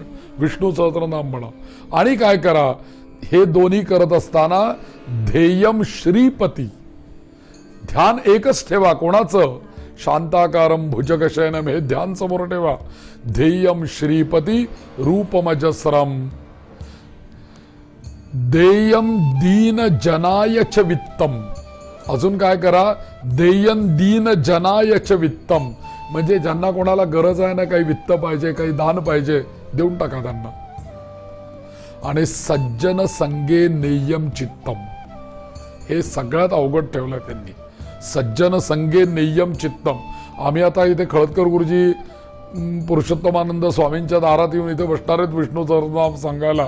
आम्ही देहाने इथे पोचलो, पण आमचं मन जर का घरात अडकलेलं असेल, अरे ते दूधवाला आला का, मग संध्याकाळी मुलगा यायचा आहे, त्याला भोजन द्यायचं आहे, तो त्याला संध्याकाळी काय खायला करायचं स्वयंपाकामध्ये, हा जर का विचार आपल्या डोक्यामध्ये असेल तर नियम चित्त कसं काय होईल? चित्त भलतीकडे आणि देह भलतीकडे असं बरेच वेळेला असतं आपलं. तर नियम सज्जन संगे चित्तम, सज्जन संगतीमध्ये चित्त नेऊन ठेवायचं की तुमचा उद्धार झालाच म्हणून समजा, असं आचार्य म्हणतात. काही तुम्हाला करावं लागणार नाही. म्हणून ते म्हणतात भज गोविंदम भज गोविंदम गोविंदम भज मूढमते प्राप्ते सन्निहिते मरणे नहि नहि रक्षति डुक्रुं करणे भज गोविंदम भज गोविंदम गोविंदम भज मूढमते भज गोविंदम भज गोविंदम गोविंदम भज मूढमते भज गोविंदम भज गोविंदम गोविंदम भज मूढमते. आचार्यांनी असं 2-4 ठिकाणी सांगितलेलं आहे की तुम्ही गोविंद म्हणजे विष्णूंचंच नाव आहे. अच्युत, अनंत आणि गोविंद ही विष्णूंची अत्यंत प्रभावी आणि महत्वाची नाव. हे मी सांगणार आहे बरं तुम्हाला की या नावांचं महत्व काय आहे, ते येईलच ते. तर अत्यंत कोमल, रमणीय, आरक्तवर्ण आणि विशाल असे हे प्रभो, आपण विश्वाच्या आरंभाचे सूत्र आहात, निमित्त आहात आणि भक्तांच्या पातकरूपी रात्रीचा तुम्ही नाश करणारे आहात. म्हणजेच ज्ञानाचा प्रकाश देणारे आहात. अंधकार कुठलाही आपल्या जीवनामध्ये रात्रीचा नाहीये. रात्रीचा अंधार काय? तो सूर्याच्या उजेडाने, सकाळी सूर्य उजाडला की उजेड येतोय. हा अंधकार नाही म्हणत आहेत शंकराचार्य. आद्य शंकराचार्य म्हणतात आपल्या जीवनामध्ये कायमचीच रात्र आहे. कसली रात्र आहे? कायमचाच अंधार आहे. कसला अंधार आहे? अज्ञानाचा अंधकार आहे. तो अज्ञानाचा अंधकार दूर जर का करायचा असेल तर त्याला ज्ञानरूपी प्रकाश पाहिजे. ते ज्ञानरूपी प्रकाश कुठनं प्राप्त होणार आहे तुम्हाला? तर ते ज्ञानरूपी प्रकाश हा नारायणच तुम्हाला देणार आहे. म्हणून म्हणतात की पातक रूपी रात्रीचा, अंधकाराचा तुम्ही नाश करणारे आहात आणि आपणच तुम्ही माझ्या जीवनामध्ये अंधाराचा आणि या तमाचा नाश करू शकता. कारण का? आपण करुणेचे सागर आहात. काय नावाला महत्व असेल? भगवंत दयाळू आहे म्हणून बरं आहे. शंकर तर सगळ्यात दयाळू आहेत. दयाळू ख्यातीच आहे त्यांची. कोणीही तपश्चर्या करू देते त्याला आशीर्वाद. आत्मलिंग द्यायला तयार झाले. अजून किती दयाळू पण आहे. देईल कोणी आत्मलिंग? आपल्याकरता कोणी करू दे बरं काही आणि मागू दे काय आपल्याला, हे नको बाबा मागू, दुसरं काहीतरी मागून घे असं आपण म्हणू. पण त्यांना आत्मलिंग मागितलं, आत्मलिंग देऊन टाकलं. तर असेही भगवंत असल्यामुळे तुम्हीच माझा उद्धार करा अशी प्रार्थना या भाष्यामध्ये आचार्यांनी केलेली आहे. कोणाला? विष्णूंना. अजून एक आचार्यांनी षटपदी नावाचं विष्णूंचं अत्यंत सुंदर स्तोत्र केलेलं आहे. 6 श्लोक आहेत. कधीतरी आम्हाला तो कार्यक्रम करायचा आहे. तर स्वामींचं असं म्हणणं आहे की शंकराचार्यांचं स्तोत्र घेऊन त्याच्यावरती आपल्याला बोलायचं आहे. त्यापैकी एका स्तोत्रावर आपण बोललोय मागे, मनोबुद्धी अहंकार चित्ताने नाम, ते बोललोय. आत्मषटकावरती बोललोय. ते जसं 5-6 श्लोकांचं स्तोत्र आहे तसं विष्णू षटपदी म्हणून एक 6 श्लोकांचं स्तोत्र आहे. त्या श्लोकामध्ये भगवान विष्णूंना आचार्य असं म्हणतात. पहिल्या श्लोकामध्ये काय ठेवलंय बघा विष्णू, आपल्याला कळतच नाही आपण देवतांना काय मागावं ते. पहिला शब्द त्यांनी ठेवला. आचार्यांनी मी तुम्हाला श्लोक म्हणून दाखवतो. अविनयमपनय विष्णो, अविनयमपनय विष्णो, दमय मनशमय विषय मृगतृष्णा, भूतदयां विस्तारय तारय संसार सागरतः, दिव्यधुनी मकरंदे परिमल परिभोग सच्चिदानंदे,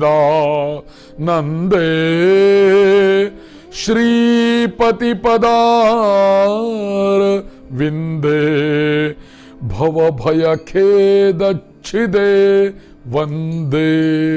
काय मागितलं विष्णूला या स्तोत्रामध्ये आचार्यांनी. पहिला शब्द ठेवला अविनयमपनय. अविनय, माझ्या ठिकाणी जो उद्धटपणा आहे, जो माझ्या ठिकाणी अहंकार आहे, मी कोणीतरी आहे, वयम हा जो आहे तो गेला पाहिजे ना. त्याशिवाय कसा भगवान कृपा करेल, त्याशिवाय कसे गुरु कृपा करतील. शिष्यातला अहंकार, अडमुठेपणा, उद्धटपणा जिथपर्यंत जात नाही तिथपर्यंत कुठलेही सद्गुरू त्या शिष्यावरती कृपा करू शकत नाही.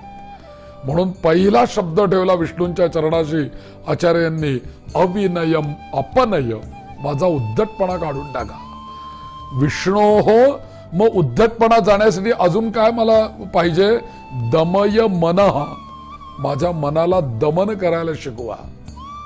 नाही तर मन भरकटच येतो. किती सुंदर बटाटे वड्याचा वास येतोय, गेलं ना मन तिथे,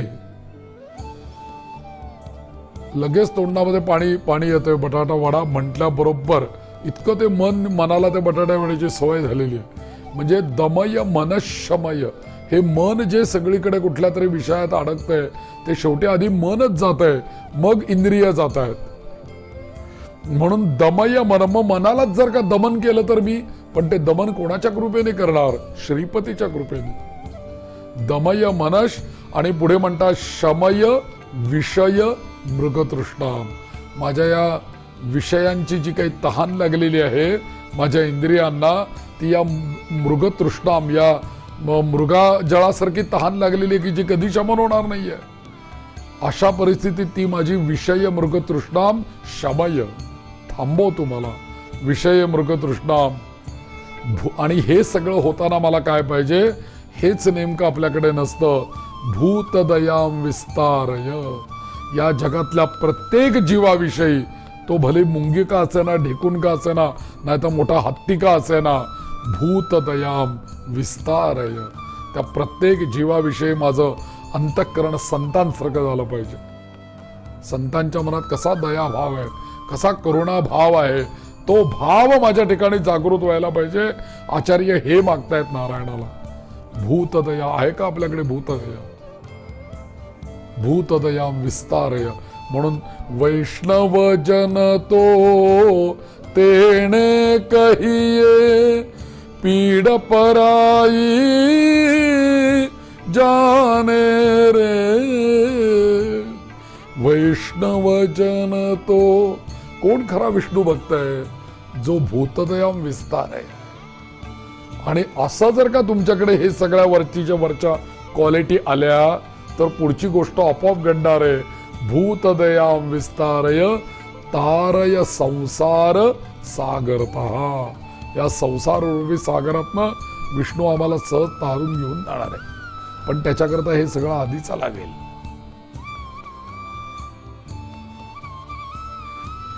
तर ह्या विष्णू सहस्रनामाच्या बरोबर, या विष्णूंची स्तवना बरोबर आचार्यांनी हे त्यांच्या त्या विष्णूंच्या समोर ठेवलेलं आहे. म्हणून आचार्यांनी समजावून घेण्यासारखी स्तोत्र आहेत. एक शिव आणि विष्णू या दोन दैवत आपली प्रधान आहेत. हजारो वर्षापासून हे दोन संप्रदाय आपल्या सनातन धर्मामध्ये खूप मोठे आहेत. आजही वैष्णव लोक खूप आहेत आणि आजही शैव लोक खूप आहेत. फक्त दोघांमध्ये फरक आहे, एक उभे आहेत आणि एक आडवे आहेत.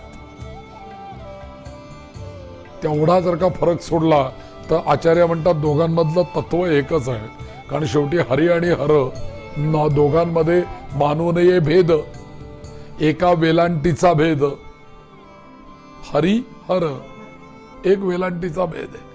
पण हे दोन्ही संप्रदाय आपल्याकडे बलाढ्य संप्रदाय आहे, शैव आणि विष्णू. म्हणून दोन्ही देवतांची सारख्या पद्धतीने आचार्यांनी एक स्तोत्र केलेलं आहे, विष्णू केशादी पादादी वर्णनांतम स्तोत्र. त्यातले एक 2 श्लोक मला या विष्णू सहस्रनामाबरोबर घ्यायला लागणार आहेत, कारण त्याशिवाय विष्णू सहस्रनाम समजणं शक्य नाही. मला फक्त याची एक तुम्हाला भूमिका मांडायची आहे. नामावली काय तुम्हाला माहितीच आहे, सगळी सहस्रनामाच आहेत ती. पण याचं एक महत्त्व काय, वेदांताच्या दृष्टीने, अध्यात्माच्या दृष्टीने, ऐहिक उन्नतीच्या दृष्टीने महत्त्व काय, याचा आपल्याला विचार करायचा आहे. तर ते कधीतरी मला त्यातले 2 श्लोक घ्यायला लागतील. विष्णूंच्या केसापासून ते पायाच्या नखापर्यंत प्रत्येक अवयवाचं वर्णन आचार्यांनी केलेलं आहे. आता मला तुम्ही सांगा, विष्णूंनी दर्शन दिल्याशिवाय आचार्य वर्णन करू शकतात का असं? विष्णू साक्षात समोर उभा असल्याशिवाय आपण वर्णन कसं करणार त्याचं नख निळ्या रंगाचं आहे, मग ते थोडेसे निळी बॉर्डर आली त्याला, ते कसं म्हणणार आपण त्याला? त्याचं नख बघितल्याशिवाय कसं काय वर्णन येणार? तर आचार्यांनी ते केलं आहे. आणि दुसरं स्तोत्र आहे पादादी केशांतम वर्णन, पायापासून केसांपर्यंत. काय अच्चाट वाङ्मय आहे आणि केवळ विष्णूंचं आहे. आज आपलं त्या स्तोत्रांकडे किंवा त्या वाङ्मयाकडे लक्ष पण जात नाहीये, आपल्याला ते माहीत पण नाहीये. आज आपल्याला ती वाचता सुद्धा येणं मुश्किल आहे, कारण आम्हाला शाळेत माहीतच नाही ना. हे खरं आपलं तत्वज्ञान आहे आचार्यांनी ठेवलेलं. आपण जरूर त्यातल्या 1-2 श्लोकांचा विचार करू, कारण त्यातला विचार केल्याशिवाय यातले काही श्लोक आपल्याला समजणार नाहीत. कारण त्या विष्णू सहस्रनामावर भाष्य लिहितानाच ही सगळी स्तोत्र आचार्यांनी लिहिलेली आहेत विष्णूंची. म्हणून हे जे विष्णू सहस्रनाम आहे, याच्या केवळ या विष्णूंच्या स्मरणानेच, नुसतं नारायण नारायण म्हटल्याने सुद्धा किंवा विष्णूंचं स्मरण केल्याने सुद्धा अनेक प्रकारच्या पातकांचा नाश होतो. आणि इतकंच नव्हे, नुसत्या पातकांचा नाश होतो असं नाही. आपल्याकडे एक महत्वाची गोष्ट सांगितली आहे, कोणाकडे काय मागावं याला फार मोठं महत्व आहे. आम्ही स्वामींकडे आल्यानंतर स्वामींकडे आम्ही काय मागायचं हेच जर का आम्हाला कळलं नाही तर आमचा काहीच उपयोग नाही. गणपती बाप्पाकडे गेला आणि त्याच्याकडे जर का हे मागितलं, काय त्याला म्हणतात, त्रिशूळ तलवार मागितली तर उपयोग नाही ना. ती तलवार देवीच्या हातामध्ये आहे, अंकुश मागा त्याला. म्हणून इथे एक श्लोक असा दिला, आरोग्यम भास्कराद इच्छेत. तुम्हाला चांगलं आरोग्य पाहिजे, कोणाला मागा? सूर्याला. आरोग्यम, तो सूर्य तुम्हाला आरोग्य देईल. आरोग्यम भास्कराद इच्छेत. धनम इच्छेत हुताशनात. तुम्हाला धन पाहिजे, होम करा. जेवढ्या तुम्ही आहुती द्याल तेवढा तुम्हाला लक्ष्मी प्रसन्न राहील. म्हणून या विष्णू सहस्रनामाचा हवनाचाही प्रयोग आहे बरं. आता अधिक महिन्यामध्ये अनेक ठिकाणी मी या विष्णू सहस्रनामाचं हवन केलं, अनेक ठिकाणी केलं. काळ्या तिळाने विष्णू सहस्रनामाचं हवन करायला सांगितलंय. 1000 आहुती बरोबर पडतात. विष्णूंची षोडशोपचार पूजा करायची, अग्नी प्रज्वलित करायचा, तिळाला तूप लावून घ्यायचं. ओम विष्णवे नमः स्वाहा, विश्वस्मयी नमः स्वाहा, वषट्काराय नमः स्वाहा. 1000 आहुती द्यायच्या. गाईचं गीर, गाईचं तूप आणि तीळ. असं ज्यांनी ज्यांनी हवन केलं ना त्यांना एवढे त्याचा लाभ झालेत. कारण हवनाने जास्ती देवता तृप्त होतात आणि हवनाने विष्णूंची पत्नी लक्ष्मी प्रसन्न होते. धनमिच्छेत हुताशनात आणि ज्ञानम महेश्वराद इच्छेत. तुम्हाला ज्ञान पाहिजे, शिवांना शरण जा. आणि मोक्ष पाहिजे, मोक्षमिच्छेत जनार्दनात. तुम्हाला मोक्ष पाहिजे, विष्णूंना शरण जा. म्हणून इथे आचार्य म्हणतात की केवळ पापांचा, कलिकल्मशांचा नाश होतो असं नाही देवा, तर मोक्ष प्राप्तीचा मार्ग सुद्धा आमचा सुलभ होतो तुझ्या स्मरणाने. इतकं तुझं सामर्थ्य आहे. म्हणून विष्णू सहस्रनामाचं हे मूळ उद्दिष्ट आहे. दोन्ही गोष्टी तुम्हाला, हे विष्णू सहस्त्रनाम जे काही आहे ना, हे एक प्रकारचा याला माला मंत्र म्हटलेला आहे. बरं, माला मंत्र म्हटलेला आहे. कारण का की विष्णू हे जगत कार्य उपाधीने जगत पालकही असल्याने त्यांच्या ठाई पराकाष्ठेची ऐश्वर्य संपन्नता आहे. कारण बघा, अलंकारो प्रियो विष्णू. कोणाला अलंकार? शंकर कधी अलंकार घातले दिसलं का? फार तर भस्मा लावतात ते. रुद्राक्षाच्या माळा हाच त्यांचा अलंकार. हा व्याघ्रचर्म आणि त्या हत्तीचं कातडं, बस. जटाभार, गंगा हे त्यांचं स्वरूप. कोणी जलधारा प्रियो शिवा, जलधारा त्यांना प्रिय आहे. पण अलंकारो प्रियो विष्णू, कितीही अलंकार घाला त्यांना ते छानच दिसतात. बघा तुम्ही बालाजी, अलंकारो प्रियो विष्णू. त्यांना प्रसन्न करायचं असेल घाला अलंकार भरपूर, पण शंकरांना प्रसन्न करायचं असेल पाणी घाला, ते प्रसन्न होतील. म्हणून स्वभावतः ऐश्वर्य संपन्नता आहे भगवान विष्णूंची. स्वभावतः आहे, कारण ते पालक आहेत हो विश्वाचे. त्यांना थोडी संपवायचंय सगळं का निर्माण करायचं आहे, ते फक्त रक्षण करायचंय. त्यामुळे संपन्न जो रक्षण करता असतो त्याच्या मालकीचं शेत असतं गेले ते सगळं. पण जो शेत खरेदी करणार, निर्माण करणार असतो त्याचा काही संबंध नसतो. आणि जो नष्ट करणार असतो त्याचाही काही संबंध नसतो. पण जो पालन करतो ते क्षेत्र सगळं त्याचंही की नाही. त्यामुळे तो संपन्नता आहे त्याच्याकडे. त्यामुळे विष्णू हे स्वभावतः संपन्न आहेत. म्हणून नाम उपासनेच्या बरोबर त्यांच्या अंग उपांगांची, गरुडादी वाहनांची, सुदर्शनादी आयुधांची, कौस्तुभ आदी आभूषणांची सुद्धा आपल्याकडे आज उपासना केली जाते. तुम्ही बघा, आज विष्णूंच्या मंदिरामध्ये तुम्ही गेलात बेलबागेमध्ये, दारात काय गरुड आहे ठेवलं. स्वतंत्र त्याचं देऊळ आहे की नाही, त्याची सुद्धा लोक उपासना करतात. बर, इतकंच नव्हे, त्याचं वाहन आहे ना ते गरुड, त्यामुळे त्याची उपासना. बर, आपल्याकडे एक सुदर्शन याग म्हणून केला जातो. ज्याला काही बाधा झाली आहे, ज्या वास्तूमध्ये काही दोष आहेत, काही करणी झाली आहे, भानामती झाली आहे, अशा याच्यातनं उद्धारण होण्यासाठी सुदर्शन याग नावाचा एक विधी आहे. तिथे विष्णूंचा संबंध नाही आहे, विष्णूंच्या सुदर्शनाचा संबंध आहे. म्हणजे विष्णूंच्या आयुधांपासून सुद्धा आपलं कल्याण आहे. बर, इतकंच नव्हे, कौस्तुभ मणी, मण्यांची माळ धारण नाही काय करत आपण, ते नाही का ते असे मणी मिळतात बघा, त्या वृंदावनच्या तिथे ती माळ मिळते, कदंबाचे मणी, मण्यांची माळ. हा, तर ती त्याला प्रिय आहे ना, ती पण आपण गळ्यामध्ये घालतो. पण या वैष्णव संप्रदायामध्ये सगळ्यांचे अवतार हे भगवान महाविष्णू मानले जातात आणि भगवान महाविष्णूच हे अखंड सच्चिदानंद स्वरूप वैष्णव संप्रदायामध्ये मानले जातात. म्हणून हे जे विष्णू आहेत हे चिदानंदमय विग्रह धारण करणारे असे आहेत आणि सगुण साकार रूप नवनील नीरद श्यामल असे नील कमल कांतिमय असे त्यांचं स्वरूप आहे. नील कमल कांती, निळ्या कमलासारखी त्यांची कांती आहे. आणि म्हणून या सगुण साकार रूपाची अनंत नामे या विख्यात आहेत. आणि त्यापैकी विष्णू सहस्रनाम स्तोत्रात अशाच अनंत नावांमधल्या 1000 नावांची गुंफण केलेली आहे. 1000 नावं तुम्हाला दिली आहेत त्यातली. म्हणून विष्णू सहस्रनाम हे आपल्या संपूर्ण प्रत्येकाच्या उपासनेमधलं गेल्या अनेक वर्षांचं, हजारो वर्षांमध्ये अनेक लोकांच्या जीवनातल्या उपासनेचं अत्यंत एक दिव्य आणि प्रभावी असं उपासनेचं साधन आहे. अनेक लोक आज म्हणत असतात विष्णू सहस्रनाम. म्हणून मंत्र साधनेच्या प्रांतामध्ये सुद्धा या विष्णू सहस्रनामाला दिव्य मंत्र म्हणून मानलेलं आहे. म्हणून त्या आचार्यांनी त्याच्यावर भाष्य केलेलं आहे. हे दिव्य मंत्र आहेत. आणि म्हणून मंत्रशास्त्रामध्ये, आता शास्त्र कसं आहे मंत्रशास्त्राचं, की प्रत्येक मंत्रामध्ये किती अक्षर आहेत याच्यावरती त्या मंत्राला काय म्हणायचं हे नाव ठरलेलं असतं. समजा एकाक्षर मंत्र म्हटलं तर मंत्रामध्ये अक्षर किती येणार? 1. द्व्यक्षर मंत्र म्हटलं किती? 2 येणार.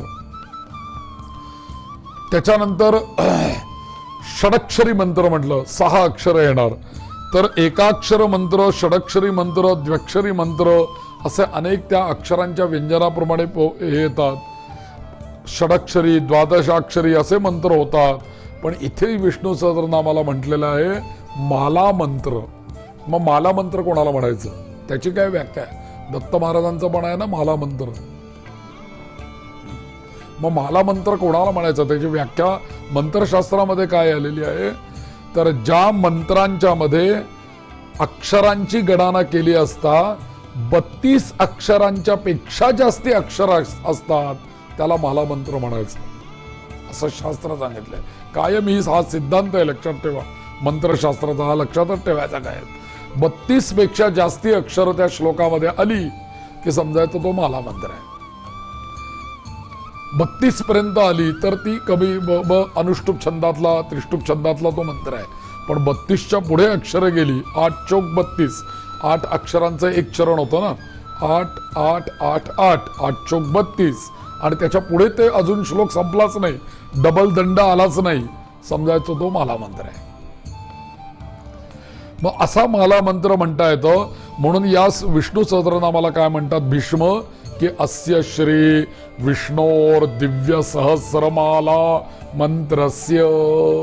हा एकच मंत्र आहे, 1000 नावं नाहीच आहे. एक माला, अखंड माळ आहे, अखंड एकच मंत्र आहे तो. ते तुम्हाला कळावं म्हणून ते श्लोक पाडले, नाही तर ते अनंत आणि अखंडच आहे.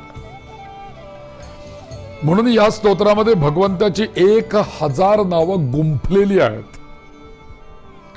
आणि शिवाय ही जी नावं गुंफलेली आहेत ती अशी गुंफलेली आहेत मार्मिक पद्धतीने भीष्माचार्यांनी, की त्या श्लोकपदांच्या योगाने सुद्धा एक सबंध मंत्र तयार होतो, असं याचं सामर्थ्य आहे. कुठलीही याच्यातली नावं गोळा करा आणि ती एकमेकाला जोडा, एक मंत्र तयार होतो, असं सामर्थ्य आहे याचं. म्हणून यातला प्रत्येक श्लोक हा एक दिव्य मंत्र होतो. परत माला मंत्रातला 108 श्लोक आहेत ना, एक कुठलाही श्लोक घेतला की तो एक स्वतंत्र मंत्र तयार झाला. म्हणून हे संपूर्ण स्तोत्र एक माला मंत्र, त्यातला प्रत्येक श्लोक हा स्वतंत्र मंत्र, अशा पद्धतीने याची रचना केलेली आहे. म्हणून या स्तोत्रामध्ये भगवंताची जी सहस्रनामं आलेली आहेत त्या प्रत्येक नावापासून, कुठलंही नाव घ्या त्याच्यापासून त्याचा एक मंत्र तयार होतो. आणि एका नावापासून मंत्रशास्त्रानुसार अक्षरशः अनेक प्रकारचे मंत्र तयार होतात. उदाहरणच मी तुम्हाला देतो, की आपण समजा का या संपूर्ण 1000 नावांमधली 8 नावं घेतली. ह्या 8 नावं अत्यंत महत्वाची, तुम्ही आता रेकॉर्डिंगच करताय तर तुम्ही लक्षात ठेवण्यासारखी आहेत. समजा विष्णू सहस्रनाम म्हणायला आपल्याला वेळ नसेल तर पण या संपूर्ण विष्णू सहस्रनामामधली 8च नावं आपण जर का उच्चारण केली तर त्याचा आपल्याला प्रचंड मोठा लाभ आहे. मग त्यांनी काय सांगितलं इथे, निवडक जर का 8 नावं अशी आहेत की जी विशिष्ट क्रमाने जप केला त्याचा, तर त्याचं फल काय मिळतं, आपल्या ठिकाणी असलेल्या दुःस्वप्नांचं वाईट जे काही फल मिळेल ते नष्ट होऊन दुःस्वप्न सुद्धा शुभकारक होतात, हे त्याचं फल सांगितलंय. आता दुःस्वप्न म्हणजे काय माहिती का, की दुःस्वप्न या शब्दाचा अर्थ असा झाला की आपल्या मनामध्ये जे काही वाईट विचार आहे, आपण म्हणतो ना ऑलवेज पॉझिटिव्ह थिंक, तर आपल्या मनामध्ये 2 प्रकारचे विचार चालू असतात, एक निगेटिव्ह आणि पॉझिटिव्ह, सकारात्मक आणि नकारात्मक. पण बरेच वेळेला काय होतं, तुझे आहे तुझे पाशी, आपणच जे विचार करतो तेच आपल्याला कालांतराने आपल्याला भोगावं लागतं. म्हणून कायम माणसाने चांगले विचार करणं खूप आवश्यक आहे. सारखं म्हणून आपण बोलतो ना, अरे अशुभ नको बोलू बाबा, अभद्र नको बोलू, का कालांतराने ते तसं होण्याची शक्यता असते, कारण आपण विचार तसा करतो. पण जरी चुकून आपल्या मनामध्ये विचार येत असताना एखादा वाईट विचार आला, एखादा अभद्र विचार आला, त्याचं फल काय मिळणार आहे शास्त्रानुसार, वाईटच मिळणार आहे. पण त्याच्या मधल्या काळात ही जर का 8 नावं तुम्ही जर का म्हटली ना, तर त्याचं जे वाईट फल मिळणार आहे ना ते शुभकारक होईल. हे या 8 नावांचं फल सांगितलंय. थोडक्यात काय सांगायचं की पॉझिटिव्ह थिंकिंग निर्माण होण्याकरता ही नावं अत्यंत महत्वाची आहेत. आणि ही नावं कुठली आहेत, ते ही 8 नावं विष्णू सहस्रनामाच्या स्तोत्रामधलीच 8 नावं आहेत. 1000 नावामधलीच 8 नावं आहेत. मग ही 8 नावं कशी आहेत? ती प्रसिद्ध नावं आहेत. ती फक्त गुंफली आहेत कशी, हे तुम्हाला माला मंत्राचं एक उदाहरण देण्याच्या दृष्टीने मी तुम्हाला हा विषय ठेवतोय तुमच्या डोळ्यासमोर. ही जर का 8 नावं विशिष्ट पद्धतीने आपण त्याचं उच्चारण केलं तर त्याचे श्लोक तयार होतात. कसे होतात बघा. अच्युतं केशवं विष्णुं हरिं सत्यं जनार्दनं हंसं नारायणं चैव एतत् नामाष्टकं शुभम. 8 झाली ना नावं. अच्युतं केशवं विष्णुं हरिं सत्यं जनार्दनं हंसं नारायणं चैव एतत् नामाष्टकं शुभम. 8च नावं घेतली. आता सहस्र सांगतच नाहीयेत, 8च नावं सांगतात. नाही ना तुम्हाला या कलियुगात वेळ, तुमचा समोरचा मोबाईल काही जात नाहीये 24 तास बाजूला, नाही ना वेळ तुम्हाला त्याच्यातनं बाहेर पडायला. ठीक आहे, 8 नावांपुरता तरी वेळ काढ माया करता. भगवंत म्हणतात मी तुला काय देईन बघ. शुचिः पूर्वमुख प्राज्ञो दशकृत्वश्च यो जपेत निष्पापोपि भवेत् सोपि दुःस्वप्न शुभवान भवेत. फक्त पूर्वेला तोंड करून बसा. ही जी नावाचा श्लोक आहे पहिला, हा श्लोक 10 वेळेला म्हणा. 10 वेळेला म्हणा. शुचिः पूर्वमुख प्राज्ञो दशकृत्वश्च यो जपेत. 10 वेळेला हा श्लोक म्हणा फक्त. काय मिळेल तुम्हाला? निष्पापोपि भवेत् सद्यो. ज्या क्षणी तुम्ही 10 वेळेला हे म्हणाल, कुठलीही वेळ असू दे, पण त्यातल्या त्याच त्यांनी सांगितलं की शुचिः पूर्वमुख प्राज्ञो, शुची अवस्थेमध्ये म्हणजे केव्हा? सकाळी अंघोळ झाल्यानंतर पूर्वेला तोंड करून तुम्ही बसा आणि 10 वेळेला याचा जप करा. ज्या क्षणी तुम्ही याचा जप कराल, पहिलं फल तुम्हाला मिळेल. निष्पापोपि भवेत् सद्यो. सगळ्या पातकांचा तुमचा नाश होईल सद्यो, लगेच. आणि दुःस्वप्न शुभवान भवेत. रात्री झोपेमध्ये जरी आपल्याला काही विचार आले असतील, वाईट स्वप्न पडलेली असतील आणि वाईट चिंतन काही जर का आलेलं असेल, तर सकाळी उठल्यानंतर जर का आपण आंघोळ झाल्यावर हे 10 वेळेला हे नावं म्हटली विष्णूंची, तर त्याचं वाईट फल आपल्याला कदापि मिळणार नाही. ते शुभ फल येऊन आपल्यापर्यंत येईल. म्हणून परत एकदा श्लोक तुम्हाला ऐकवतो. ओम अच्युतं केशवं विष्णुं हरिं सत्यं जनार्दनं हंसं नारायणं चैव एतन्नामाष्टकं शुभम. शुचिः पूर्वमुख प्राज्ञो दशकृत्वश्च यो जपेत निष्पापोपि भवेत् सोपि दुःस्वप्न शुभवान भवेत. किती वेळ लागेल 10 वेळेला म्हणायला एक श्लोक? तेवढा वेळ तरी काढला पाहिजे आपण. त्याचं फल एवढं मोठं सांगितलं.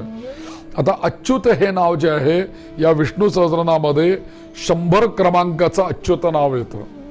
अच्युत या शब्दाचा अर्थ काय? च्युत म्हणजे पडणे, डाऊन. अच्युत म्हणजे काय? जो कधीही न ढळणारा, ध्रुव, आढळ. म्हणजे काय? जो कधीही पडत नाही, जो एकदा तिथे असला की तिथेच. असं जे काही स्थान आहे, म्हणजे असं स्थान कोणाचं आहे? ईश्वराचंच आहे, विष्णूंचंच आहे. आणि म्हणून विष्णू हे सूत्र आपण म्हणतो, तो त्याला आपण परमात्मा म्हटलेला आहे, भगवान म्हटलेला आहे. त्यामुळे तो अच्युत आहे.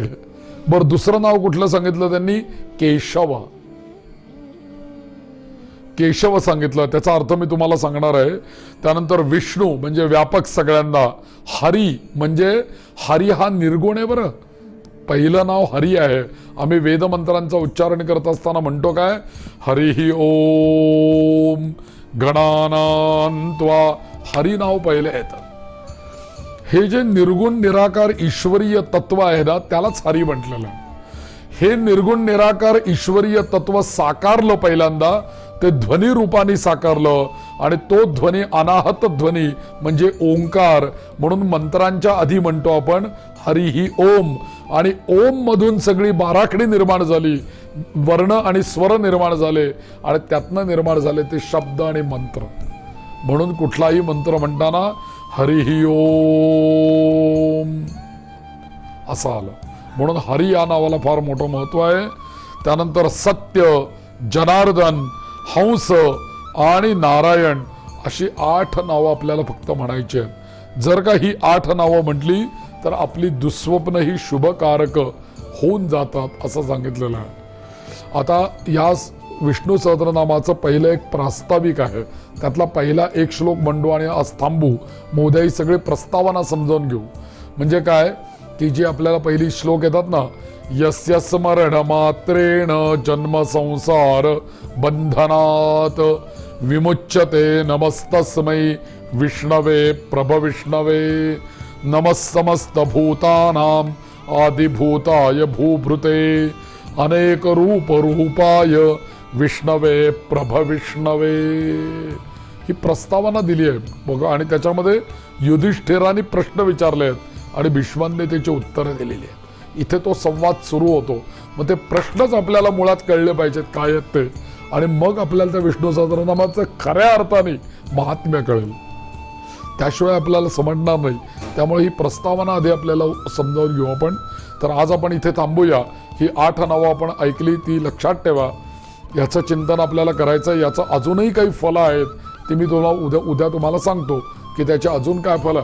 अशी छोटी छोटी नावं आणि त्याचे छोटे छोटे श्लोक आणि छोटे छोटे स्तोत्र मी या प्रवचनामधनं सांगणार आहे की जे तुम्हाला नित्य कल्याणाकरता उपयोगात आणता येतील.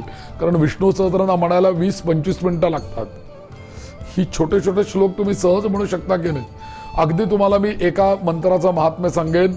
ओम नमो भगवते वासुदेवाय. नुसता एक मंत्र आहे, विष्णवे नमः. हे मंत्र सामान्य नाही आहेत, फार मोठे मंत्र आहेत.